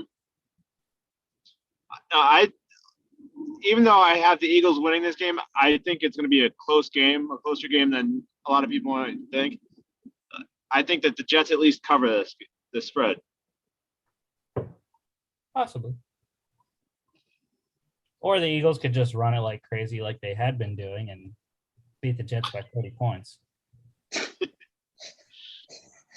That would also be satisfactory. Over-under is 45. What do we think, Chris? No. Unless the Eagles score about 35 on their own, I don't see it happening. They have done it against crappy teams this year, i.e. the Lions. Yeah, but that would also require the Jets to score 10 points, which we've also seen them get blanked this year. And they put up – and the Eagles put a lot of points against the Saints as well.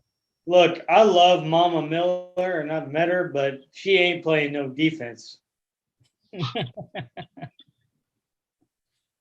All right, let's go to Bucks at the Falcons, NFC South battle.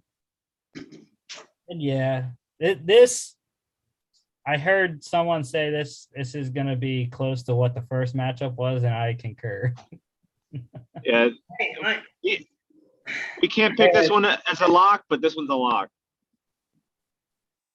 Yeah. With saying that, though, you have to look at the first few quarters.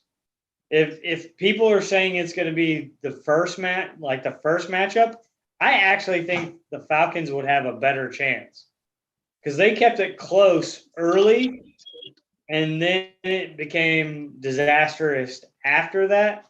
And so when comparing the second matchup, has one team matured or gotten better, or is the other team done the same, or is there more injuries, or we know Antonio Brown is out for what is it ridiculous? He bought himself a COVID card, which I think is funny. And if you actually look in the real world, that's like a felony charge, but whatever.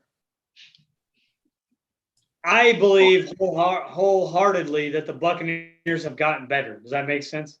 And so I think it's not even close. But when people say I think it's the game like it was, at the beginning of the season, I think that favors the Falcons, though, if it is. Yeah, I mean, the Falcons are coming off their own win against the Jags last week, but again, as the Jags. I still don't know how the Falcons are like those teams I talked about in college. How do the Falcons have 5 wins? I couldn't tell you. Every year, though.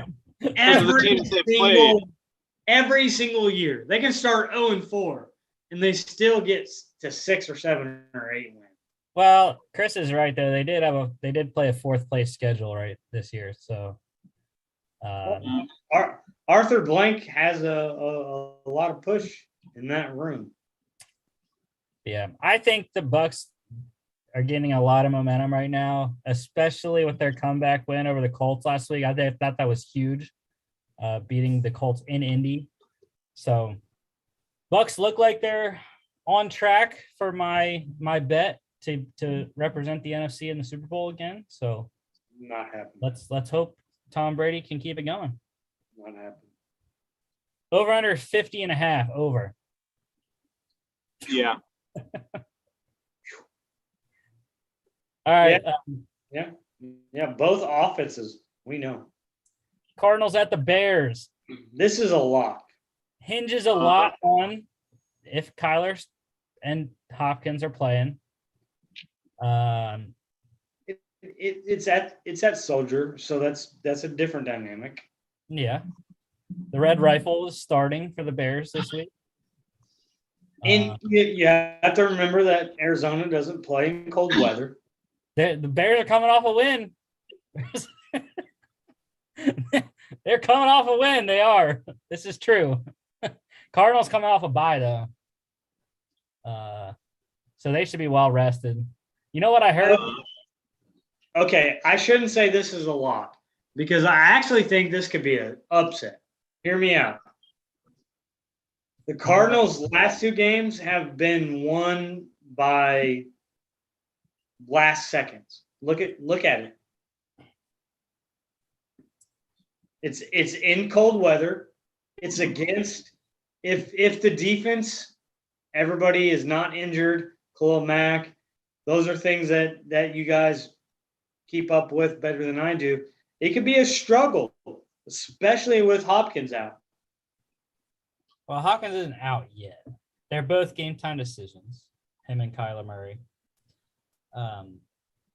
which I think they'll play. So this could be a better dog for some people. But no, I hate this slate. This slate of NFL games feels exactly like last week, where I'm picking all the away teams because they have all the better records and they have all the momentum. And then the stupid home teams come in and wreck everything because they are crappy bottom feeders and want to be in. Well, I just gave you the reason: cold weather and a better defense. But you know what I heard though is that J.J. Watt could possibly come back in the playoffs for the Cardinals. That has nothing on this game though. I'm just saying. I wish that he's such a great dude. I wish he could just not have injuries. Over under 43.5, Mark. Under. Yeah. It's a lot for a high scoring offense in the Cardinals. But Kyler Murray coming off the injury on a rust. But who's under center? Well, yeah, that too. Well, did it matter? Colt McCoy blew out the freaking who was that? The Niners? They just won 36-24 over the Niners. The Bears don't give up that much. Bears aren't scoring a lot. Yeah. All right. They only scored 16 against the Lions. All right, Chargers at the Bengals. And I don't like this. Because I think the Bengals win. You know why I picked it, Mark. You know why I put you on the Chargers? Because I wanted to look. And you know what? Originally, I had a lightning bolt up there for myself, but once I got Chris's picks and he said the Chargers, I was like, no. Bengals. I was on the fence, and I was like, this is a good spot for a dog pick. Was the Chargers, but I'm like, well, Chris picked the Chargers. Nope, I'm on the Bengals now. So Bengals win this because of Joe Burrow. Well, you're gonna have a loss because you picked the Chargers. So no, I actually, this is going to be one of the games that I'm going to watch intently because I love both of these quarterbacks. Right? I wholeheartedly would advocate that Herbert has more weapons and a better defense, even though he has Jamar Chase and they have a great chemistry going on. But I am very disappointed in the Chargers this year. I'm just going to say it. I think Herbert is a great quarterback, but he's, in my opinion, when it comes, I'm not talking about stats or completions or QBR. The Chargers are underperforming in wins and losses. Uh-huh. I was gonna say, that's the thing though with the Chargers. I feel like the Chargers play to their opponents. So when they play against a much better opponent, like the Bengals are one of the better opponents that they played. I think that's when they have their good games. So that's why I think the Chargers have this one easy. I like that. And someone would argue with me that it's only a 1-game difference, but I would argue with someone that I never thought the Bengals would be 7-4 this year. Let's be honest. 7-4 is beyond expectation. And well, let's not forget the Bengals have also had their own struggles at times too. Probably the worst game of their season so far. We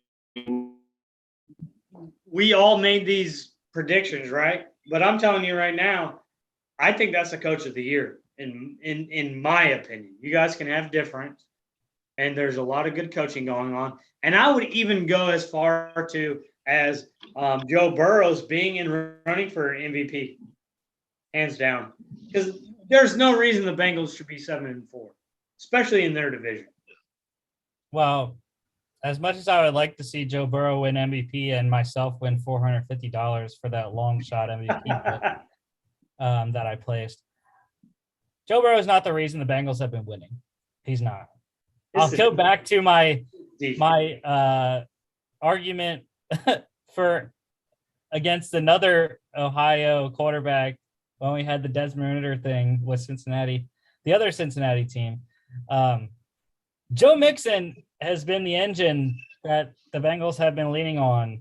And when they win games, he chunks up yards. I agree. So, yeah, I think they're going to keep running it against the Chargers are one of the worst run defenses in the NFL. So, good matchup for Joe Mixon, and that's exactly why I think the Bengals are going to win. You shut your mouth. And Mark's going to lose. Shut your mouth. Over-under is 50.5, and I'm going under. Even though they combined to score 51 last week with the Steelers. I don't know. I like a high-scoring game against these guys. No, under. NFC North battle, Vikings at the winless Lions. No one wanted to put a Detroit logo up there. No, but this is the kind of game that the Lions will win. Lions get their first win because all of us took the darn Vikings. I was thinking that the Lions are in a spot to upset again, but I couldn't do it. I couldn't do it back-to-back weeks. They let Mark and I down on Thanksgiving. So, do you see these fingers? I've picked them 3 times because I believe that they have to win one game. I don't think they're going. There's no way they go 0-. There's no way they go 0-15. There's no way. 16-1. 16-1. Well, yeah, I don't think that the Lions will end up winless, but I don't know if it's going to be in this game. But if you look at all the Lions games, a lot of them have been decided with like a touchdown or less. So Justin Tucker It's field not like the goal. Lions are getting, yeah, it's not like the Lions are getting blown out every game. They're And actually that's why- in these games. That's why I say since we all picked the Vikings, it happens. Look, the Lions are going to win one game this year. This is my dog right here. And you know when it's going to be? It's not going to be this game. There is The only last game of the season. there is one game I see them winning the rest of the year. The Steelers. Because I'm they kidding. play the Vikings, the Broncos, the Cardinals, the Falcons, the Packers, or the Seahawks and the Packers, and they're going to beat the Seahawks. Falcons. No. I was gonna say the Falcons too. Seems like a good game for them. No, because they got to go from Detroit to Atlanta. They got to go. Don't matter. 2 wins. 2 wins. No, they're going to win. They're going to beat the Seahawks. Mark it down. They're gonna play themselves out of the first pick. How? The freaking Texans and Jags already have 2 wins. Stop. Yeah, if they get to 2 wins, Have 3. Chris. if they get to 2 wins, then I they're do out not of the agree first. with what you just said. The Lions will have the first pick because they'll beat one team and they will not let themselves beat another. I'm telling you. They will not pull a Jets. I'm telling you, they're going to beat the Seahawks in Seattle, week 17. No. They I would beat the love that. Falcons. No, they beat the Falcons and they lose to the Seahawks No. to keep the number 1 pick. Well, remember, Mark, week 18 is the last week of the season this year.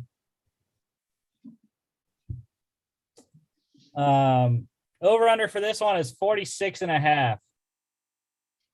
Give me the under. The Lions only scored 13 on Thanksgiving. It's in a dome though. It doesn't matter. It's still your favorite quarterback, Yeah, he sucks. who I thought would give them a boost. And he did until Swift got hurt, and then it all went downhill. You shut your face. I told you he was garbage.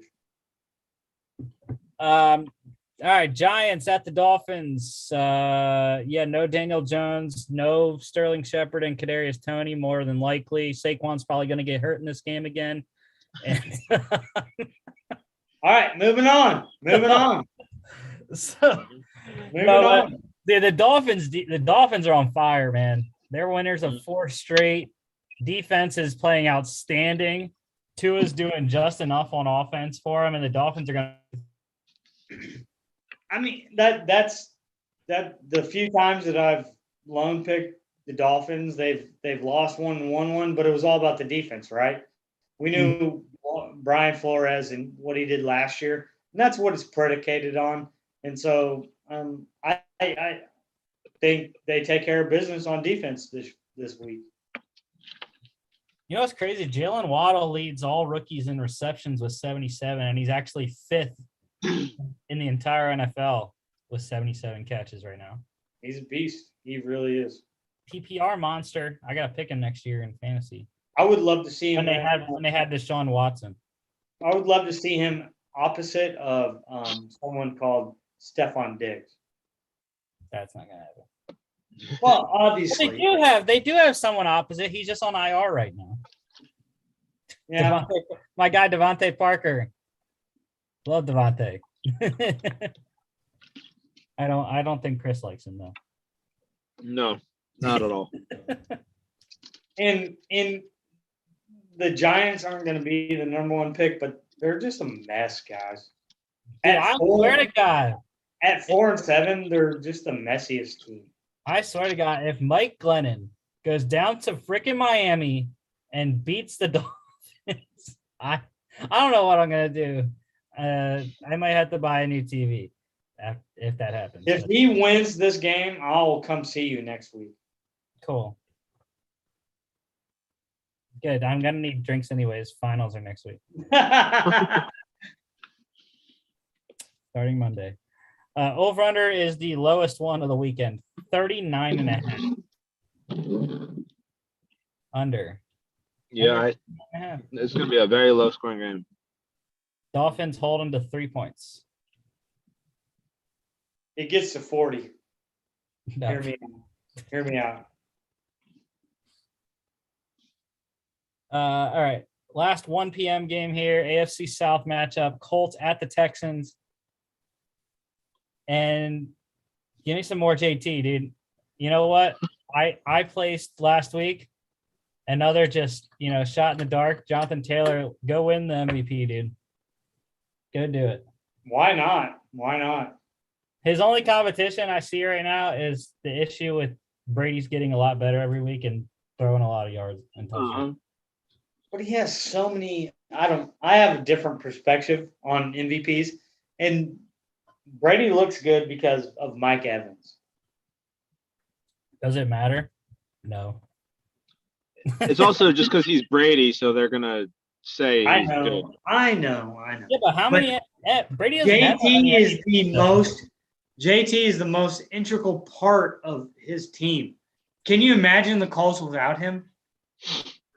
No. Hey, you'd have Mr. $18 million man running the ball, Mark. I've been making fun of him all season. The dude can't even be traded. He cannot even be traded.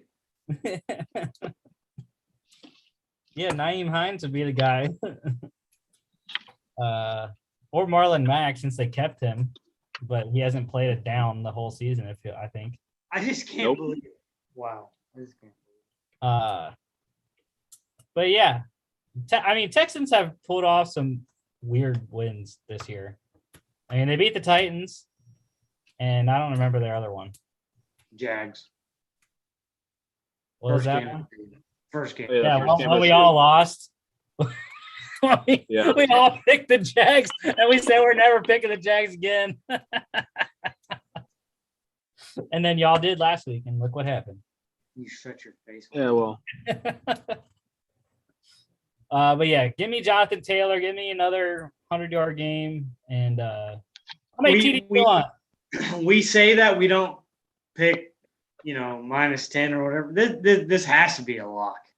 It's not. I don't like the spread. You know why? Because the first game they played against the Texans, they were covering the entire freaking game, and then they let the Texans score late and didn't cover. And I don't necessarily trust. I don't trust Carson Wentz, but I do trust JT. Right, but I don't trust the Colts to cover 10 in a divisional game, especially since they didn't do it the first game against Houston. Well, let's over-under is 45.5. Let's get to it. I like it. Over 45.5. All right, 405 games here. Washington football team at the Raiders, and I talked about my guy Louis Riddick, and I'm rolling with his former NFL team, the Raiders. You know I wouldn't have picked the W. So you can chalk it up to trying to get closer to our win-loss, because I actually think Derek Carr is a good quarterback, and it's at their stadium. Why is it -1? Well, yeah, Mark, if I win both of my lone wolves, I will be tied with you. Well, yeah, because you did it on purpose. I'm just going to save my word. Who didn't send me picks? That guy. It's okay. Mark's making more money than me. So no. The one thing that I'll give you in this is I like Riverboat Ron. It's a funny name, right? Because he used to go. If I had a Cam Newton as my quarterback too, on 4th and 1, I would use a 6'5" quarterback. But he is a good defensive coordinator, in my opinion. And I do love the culture that he brings to each team. But I actually think that what the Raiders bring to the table, especially at home, is hard to beat.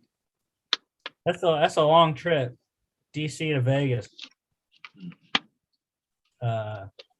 No, I really didn't have any reasoning for this pick. It was one of those gut things where it's like, well, here we go. Why not give the Raiders at home at Allegiant Stadium a chance? I have been talking to you about intuition a lot, and so now you're listening to your gut. Yeah, I mean, it's kind of the same reason I went with Washington, though. I mean, watching their games the last couple of weeks, they've kind of been trending upwards. And, I mean, they're going to be without McKissick because of the concussion, but I think that Antonio Gibson now, I think he has a chance to take over like he was last season. Oh, Chris, don't get me started with Antonio Gibson. Oh. Monday Night Football, to tell a short story. This might be the lock right here, even though it's -1. J.D. McKissick scores 2 touchdowns, 1 rushing, 1 receiving. Then gets hurt. Antonio Gibson has 34 touches. 34. 29 rushes, 5 receptions. And he doesn't. How possibly do you not score 1 touchdown on He's talking 34 touches? You're talking betting. I live bet Antonio Gibson to score a touchdown plus 700. I'm like, bro, this is easy. McKissick's hurt. They were driving. They got down to the 5-yard line. He runs it on 1st and goal. No gain. I'm like, all right, that's fine. We got 3 more plays because Joey Sly got hurt, so they weren't going to kick a field goal. I was like, we got 3 more plays to give Antonio the ball 3 times. Nope. What do? They throw it on 2nd down, incomplete. Then he runs again on 3rd down. He got like 1 yard. I was like, bro, come on. And then 4th down, not even in the game. Jarrett Patterson gets put in. I'm like, you got to be shitting me. And then I was like, well, at least if Russell can go down the field and tie the game, we can go to OT and Antonio can walk it off. Russ got the touchdown. And then it was an absolutely terrible play call on freaking the 2-point conversion to tie the game. I don't understand why you don't run Russell Wilson. They went back to the Super Bowl call. Well, it's a 2-point conversion to tie the game. We're gonna throw the ball. Yeah.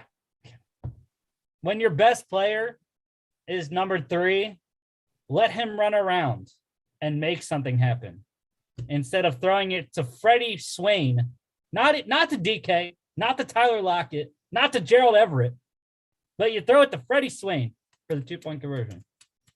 That's fantastic play calling. And that is exactly why the post-game interview solidified Russell Wilson will not be playing for the Seahawks next season. Yeah, no chance. Absolutely no chance. Swap him with Deshaun Watson. I really do think he'll be in a Saints uniform, but we'll discuss that. What money? With what money? Yeah, I wish, but that's not going to happen. No, it will. Trust me. Trust me on this. All right. Over under is 49.5 here. Back to this game. And I'm going just under. I like the Raiders offense. I think the Washington offense doesn't score just enough. Other 4:05 game here. The Jags at the Rams. No one picked the Jags this week. Wow, look at that. Look, I'm not going to spend any time. I'm not going to spend any time on this game. Besides, it's a must-win. You beat your opponent down. You move on, and you're trying to get into the playoffs. Does that make sense to you guys? Yes. This game is going to say a lot about who the Rams actually are.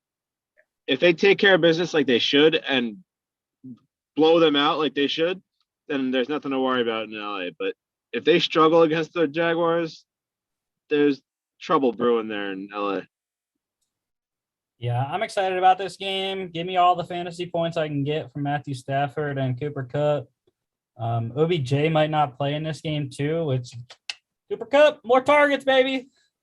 Not really. That opened it up for Van Jefferson a little bit more, but yeah. Kupp realistically, well, granted, since they're going to be up, they'll probably run the ball, but Kupp can do that too. He can run the ball. He learned from Robert Woods that receivers can run the ball too. Give him some jet sweeps, give him some rushing yards as well. And bounce back game for Matthew Stafford. He's thrown 3 pick sixes in 3 games, so much needed lower level of competition, and it's at home, so need to win. Go Rams. Mark's Rams. If they are still the Rams. Considering the roller coaster the last 3 weeks. All right, 425 games here. Ravens at the Steelers. Yeah. Yep. Is this more of just a biased homer pick for you? So the Steelers got beat. You could use a lot of other adjectives to describe how that game went last week. They got beat by the Bengals. They're coming back to Heinz Field. I absolutely hate the Ravens. So do the Steelers. So do the Steelers fans. This is a must win for Mike Tomlin. He's never had a losing season. They're on the brink right now of, the division's about to start getting away if they don't win this game. They're 2.5 games back and absolutely must win. So that's why I'm picking the Steelers. Kelly in Vegas on Twitter, she has Steelers plus 4.5. I think they can get it done. And again, I hate everyone's like, why is Big Ben still playing? Because we don't have another quarterback. You're not going to get a better quarterback playing. Mason Rudolph is not better than Big Ben. Nope. Josh Dobbs is not better than Big Ben. Dwayne Haskins is not better than Big Ben. So you have to live with Big Ben right now, and you have to run the freaking ball. That's what they haven't been doing the last 2 weeks when they've gotten beat up by the Chargers and the Bengals. You have to stick to it. You can't just abandon it when you start losing the game. You have to run the ball. You have to give Najee 20 carries a game. Chris, you want to talk?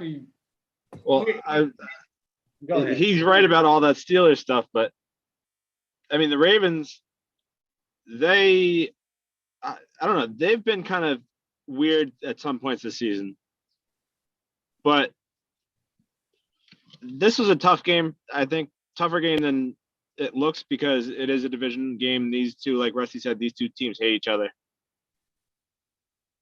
But on the other hand, too, they've just had 2 completely different seasons. The Steelers have had some pretty bad losses. They tied against the Lions. I feel like they're one of those teams right now that they don't really know their identity right now. They can't figure out who they actually are. And I agree with Rusty. They need to run the ball more. But this is against Baltimore, who's a pretty good run defense. So good luck doing that. For me, and what I love about this game is I'll compare it to a couple rivalries that's dear to my heart. So I'll say this is like Duke, Carolina, or the Cardinals and Cubs. And you could have one team better than the other. You could have same teams on the same, level playing field. Everything in a matchup like this gets thrown out. Does that make sense? Mm-hmm. Lamar Jackson could be an MVP season. Throw that out. Big Ben, he's over. He's too old. Throw that out. And so that's what I love about this.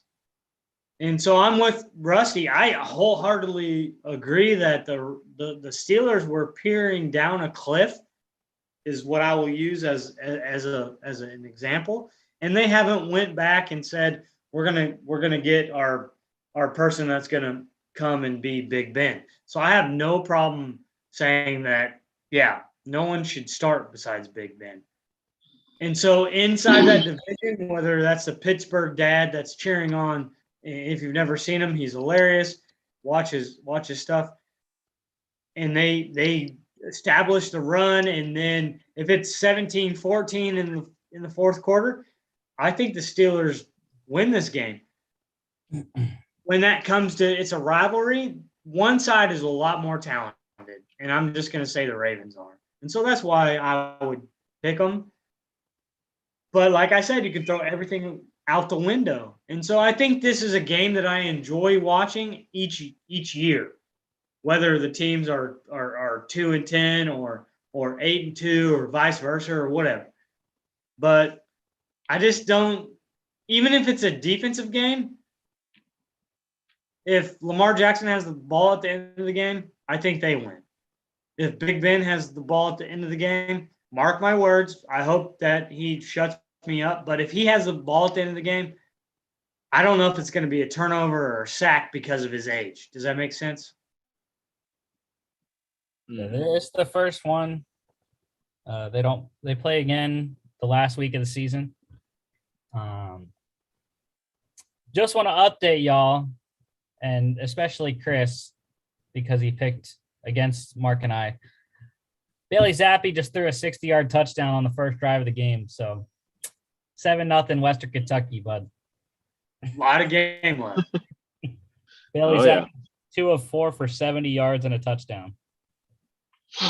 Also ran the ball once for 8 yards.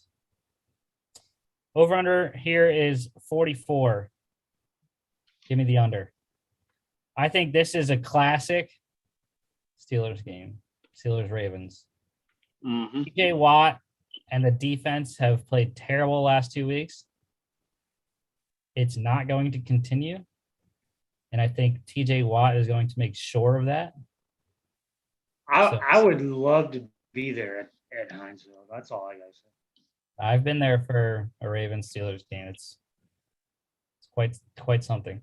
I look at it as like the Yankees, Red Sox, Duke, North Carolina, Cardinals.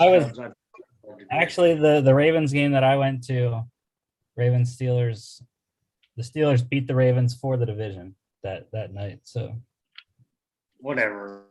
Stop lying. Move on. All right. NFC West, Niners at the Seahawks. No one wanted to take another shot on the Seahawks, I guess. Nope. I can't. And they might win this game, but I can't. I just want to see the Seahawks keep racking up those L's. Make the Jets pick better. Yeah, well, the New York teams are going to have like half of the top 10 picks. So both New York teams and the Eagles have 6 of the top 10 picks right now, all back to back. How the Eagles have? How the Eagles in the top 10? They got 2 top 10 picks right now. That makes no sense. All 3 of their picks should be right outside, because the Eagles and Dolphins are both 5 and 7, and the Colts are 6 and 6. I don't know, but last I saw it was like the Jets picked 4 or 5, Giants 6, 7, and then the Eagles 8 and 9. I know a few weeks ago the Eagles had like 4, 6, and 10, but now like the Colts and Dolphins both started winning. So, anyways, this game, Niners. I am very sorry, Elijah Mitchell. I will not make the same mistake 2 weeks in a row. I didn't start you last week. I'm starting you this week. Please perform adequately once again. Run defense is a big key here, but it's a division game, right? And we just talked about the Steelers and Ravens and how it can throw out records. But can you in this division? I don't think it's the same as that division. The other division is tough nose. Doesn't matter what your record is. The Seahawks don't look good. And for me, the 49ers look like they're really hitting a stride. I know one of those games is against the Jaguars, but they the last 2 weeks, they look like they've hit a stride. That's the only thing that I'll caution about this game. The Seahawks have gotten the Niners the last 2 years to win the division. And some of that is coaching. Does Carroll have Shanahan's number? Yeah, and you can't say anything about Seahawks at home. Their home field advantage has decreased very poorly the last. I agree. Mm-hmm. Chris, I will say we do have a game, sir. We do have a game. Frank Harris just ran in for a 24-yard touchdown, doing it with his legs. Sincere McCormick didn't even get a touch on the first drive, I don't think. That's fine. Saving him for the end of the game. Or no, he did. He did. He carried it 3 times for 8 yards on the first drive. But Frank Harris, 2 for 2 for 20 yards passing, 2 rushes for 47 yards and a touchdown, a 23-yarder and a 24-yard runs. Those are great numbers already. I like it. It's going to be a game. It's going to be a shootout in San Antonio tonight. So over under here is 45.5. And I'm going under. Again, Seahawks, like, what do they have on offense, the Seahawks? No, they haven't been able to score at all. So it's – and then Adrian Peterson's going to go off for 100 yards. If he's even active. He only got signed to the practice squad. He's not on the active roster yet. But yeah, I like the Niners defense. I mean, just start naming them: Nick Bosa, Fred Warner, Jimmy Ward. For me, that's the difference in the game, right? What we've seen all season long is people keep saying, "Oh, Russell Wilson isn't the quarterback that he is." That's not true. He's running for his life. Watch the game film. He is running for his life. If the 49ers can do that, they win this by way more than 3. Yeah, you know what I'm mad about this stupid Conference USA Championship game? I can't watch it because CBS Sports app told me that it wasn't in my TV subscription provider. I'm like, bro, what do you mean? I've been watching CBS Sports regular season games the entire year, and now you're telling me I can't watch a game because it's the Conference Championship on the stupid app? But yet, if I go to my TV, watch CBS Sports, bet you I can watch it. Even though that's not the same subscription that I have logged in there. That's my parents' DirecTV subscription. That's on my phone. But all right, Sunday Night Football, Broncos at the Chiefs. Yeah, we're all on Patrick Mahomes. They've improved a lot. And I think they win the AFC West. So. Yeah, at this point, the Chiefs are kind of starting to pull away here, but I don't think that this game is going to be that big of a blowout. Like, the Broncos have been playing pretty well since trading away Von Miller. I concur. And I don't know how or why or whatnot, but yeah, the Broncos seem to be a better team without him. And again, I'm not saying that the Broncos are going to win this game, but I definitely think that they cover. Yeah, 9.5 is a decent number in professional sports. I think that's solely off quarterback play. Am I right or wrong about that? Yeah. And for me, people talk about the Chiefs being – you get a level of exhaustion. Does that make sense? You've been on these long playoff runs. But I'll go back to something that I think is profound that Rusty has said to me is, what happens after you take away Tyreek Hill, right? And that's just on the outside. For me, the Chiefs have become one-dimensional. Is Travis Kelce going to beat his people and make them pay? Like he makes the Raiders pay. We all know he owns he just owns them. And so you have Tyreek Hill, who's speed, but you have no other receivers. You really don't. Mecole Hardman hasn't developed into that. And you don't have Sammy Watkins anymore. And you don't have these guys. And so something that people thought was a juggernaut is no longer a juggernaut because I'm going to take away your tight end and I'm just going to put someone over the top to your fastest guy. And so the Chiefs have to find somebody that is, a third person or someone in the slot or someone that can go underneath Tyreek Hill or vice versa. Yeah. Well, to your point, they did sign somebody, but I don't think I've heard his name since they signed him. They got Josh Gordon when he came back from the suspension. Right. and I don't think I've heard his name once since. Well, I'm just going to say Bailey Zappi hit another 45-yard pass, and they're in the red zone. I saw you over here. He's 4 for 7 for 119 yards and a touchdown already. They got a big third down, though, so we got to get that conversion. We're well on our way, though, to the over 73. Maybe. Well, we'll see if UTSA gets a stop here on third down or not. Over under for Sunday night is 47. And UTSA did get a stop. So 4th and 6. I think it'll get to 47. I don't think so. You know, I think the Chiefs have to make up a lot of that. Well, yeah, I think the Chiefs defense is the difference in that aspect. Go for it, Western Kentucky. Can't stop the run. All right. Yeah. Best bets of the week. I was trying not to say anything because y'all were like killing my vibe because I knew I had the Broncos plus 9.5. So I love that play. Broncos plus 9.5. Western Kentucky kicked the field goal up 10-7, 10 minutes to go in the first quarter in the Conference USA Championship. But yeah, the Bucks, you know, again, I think they blow out the Falcons for the second game this year. Give me Tom Brady another 5 touchdown passes. You know, give him a couple to Mike Evans. I would appreciate that for fantasy purposes in Chris and I's league.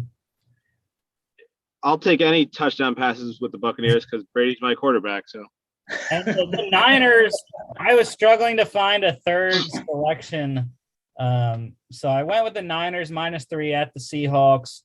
I thought it was low enough that they could get it done. Because I really didn't like a lot of the other ones. You didn't like that Raiders -1 pick? No. I think that's going to be a very close game. And the only other one I was thinking about taking was the Vikings -7.5. But that's tricky when you go that extra half point over. Oh, no. Actually, I was thinking about Dolphins -6, actually, against the Giants, too. But we'll have to see. I would have took the Dolphins. 1-2 last week. Lost the Panthers -2 at the Dolphins. They got blown out. Lost the Chargers -2.5 at the Broncos. That didn't work. Then the one win I had was the Falcons once again, -2 at the Jags. So locks of the week, we're on a downward trend right now. We are a little bit. Need to get back up there because Mark and I are getting close to 500. So last week we all lost. Chris lost the Eagles. Mark and I were on the Panthers. So they got blown out. And so did Chris. Chris absolutely hates he who shall not be named because of the lock. So all right. This week, because Mark said he was with me, we are on the Miami Dolphins hosting the Giants, and Chris is on the Cardinals at the Bears. Chris, how confident are you Colt McCoy starts? It was funny. I was trying not to say anything when we were talking about this Cardinals game before because Mark said that he thinks that the Bears are a pretty good underdog pick. But here I am. I have the Cardinals as a lock. I don't think it matters who starts a quarterback because the Cardinals go beyond just the quarterback. They've won without Kyler Murray and without DeAndre Hopkins. They have. So I don't see a problem if neither one of them play again. I dislike the Bears coach. I'm just going to say that. How is he still a coach? He won't be after this year. I agree. The cold weather was a big thing in a different quarterback. The Dolphins, for me, maybe we lose this lock pick, Rusty, because it's almost too easy to pick. Does that make sense? Against the Giants? Giants And Mike with Mike Glennon, backup quarterback. The Dolphins defense has gotten better. They're at home. If they lose this, I should just not pick any lock picks anymore. I mean, there has been a trend in the NFL this year with backup quarterbacks. I know. That's fine. So that scares me. just saying. We're okay. We're gonna be good. You know what's crazy about this Western Kentucky game? Mitchell Tinsley has 2 receptions for 105 yards and a touchdown in the first quarter. That's crazy. But I mean, both teams are moving it up and down. I mean, Frank Harris is 4 for 4 for 43 yards. He just hit a 16-yarder and then a 7-yarder after that. So Franco Harris is a retired Pittsburgh running back. Let's just Frank. Yeah, again, we're down on our dogs, dude. Mark's almost joining me in the sub 500 club. Look, all I have to say is it was unworldly when I was 8-0, and it's went. Mark has fallen, and he hasn't gotten up. Someone adopt me, please. Last week, Chris and we lost the Steelers +4 at the Bengals. That wasn't close, Chris. And then I went Vikings. Mark's wasn't close either. Vikings +3 at the Niners. It was closer than all y'all. But yeah, so what do we got this week? Mark said he's going with Chris on the dog, so y'all are on the Chargers. Oh crap! I'm losing this. Mark wanted the Bengals. The Bengals are kicking the Chargers' arse. +3 at the Bengals.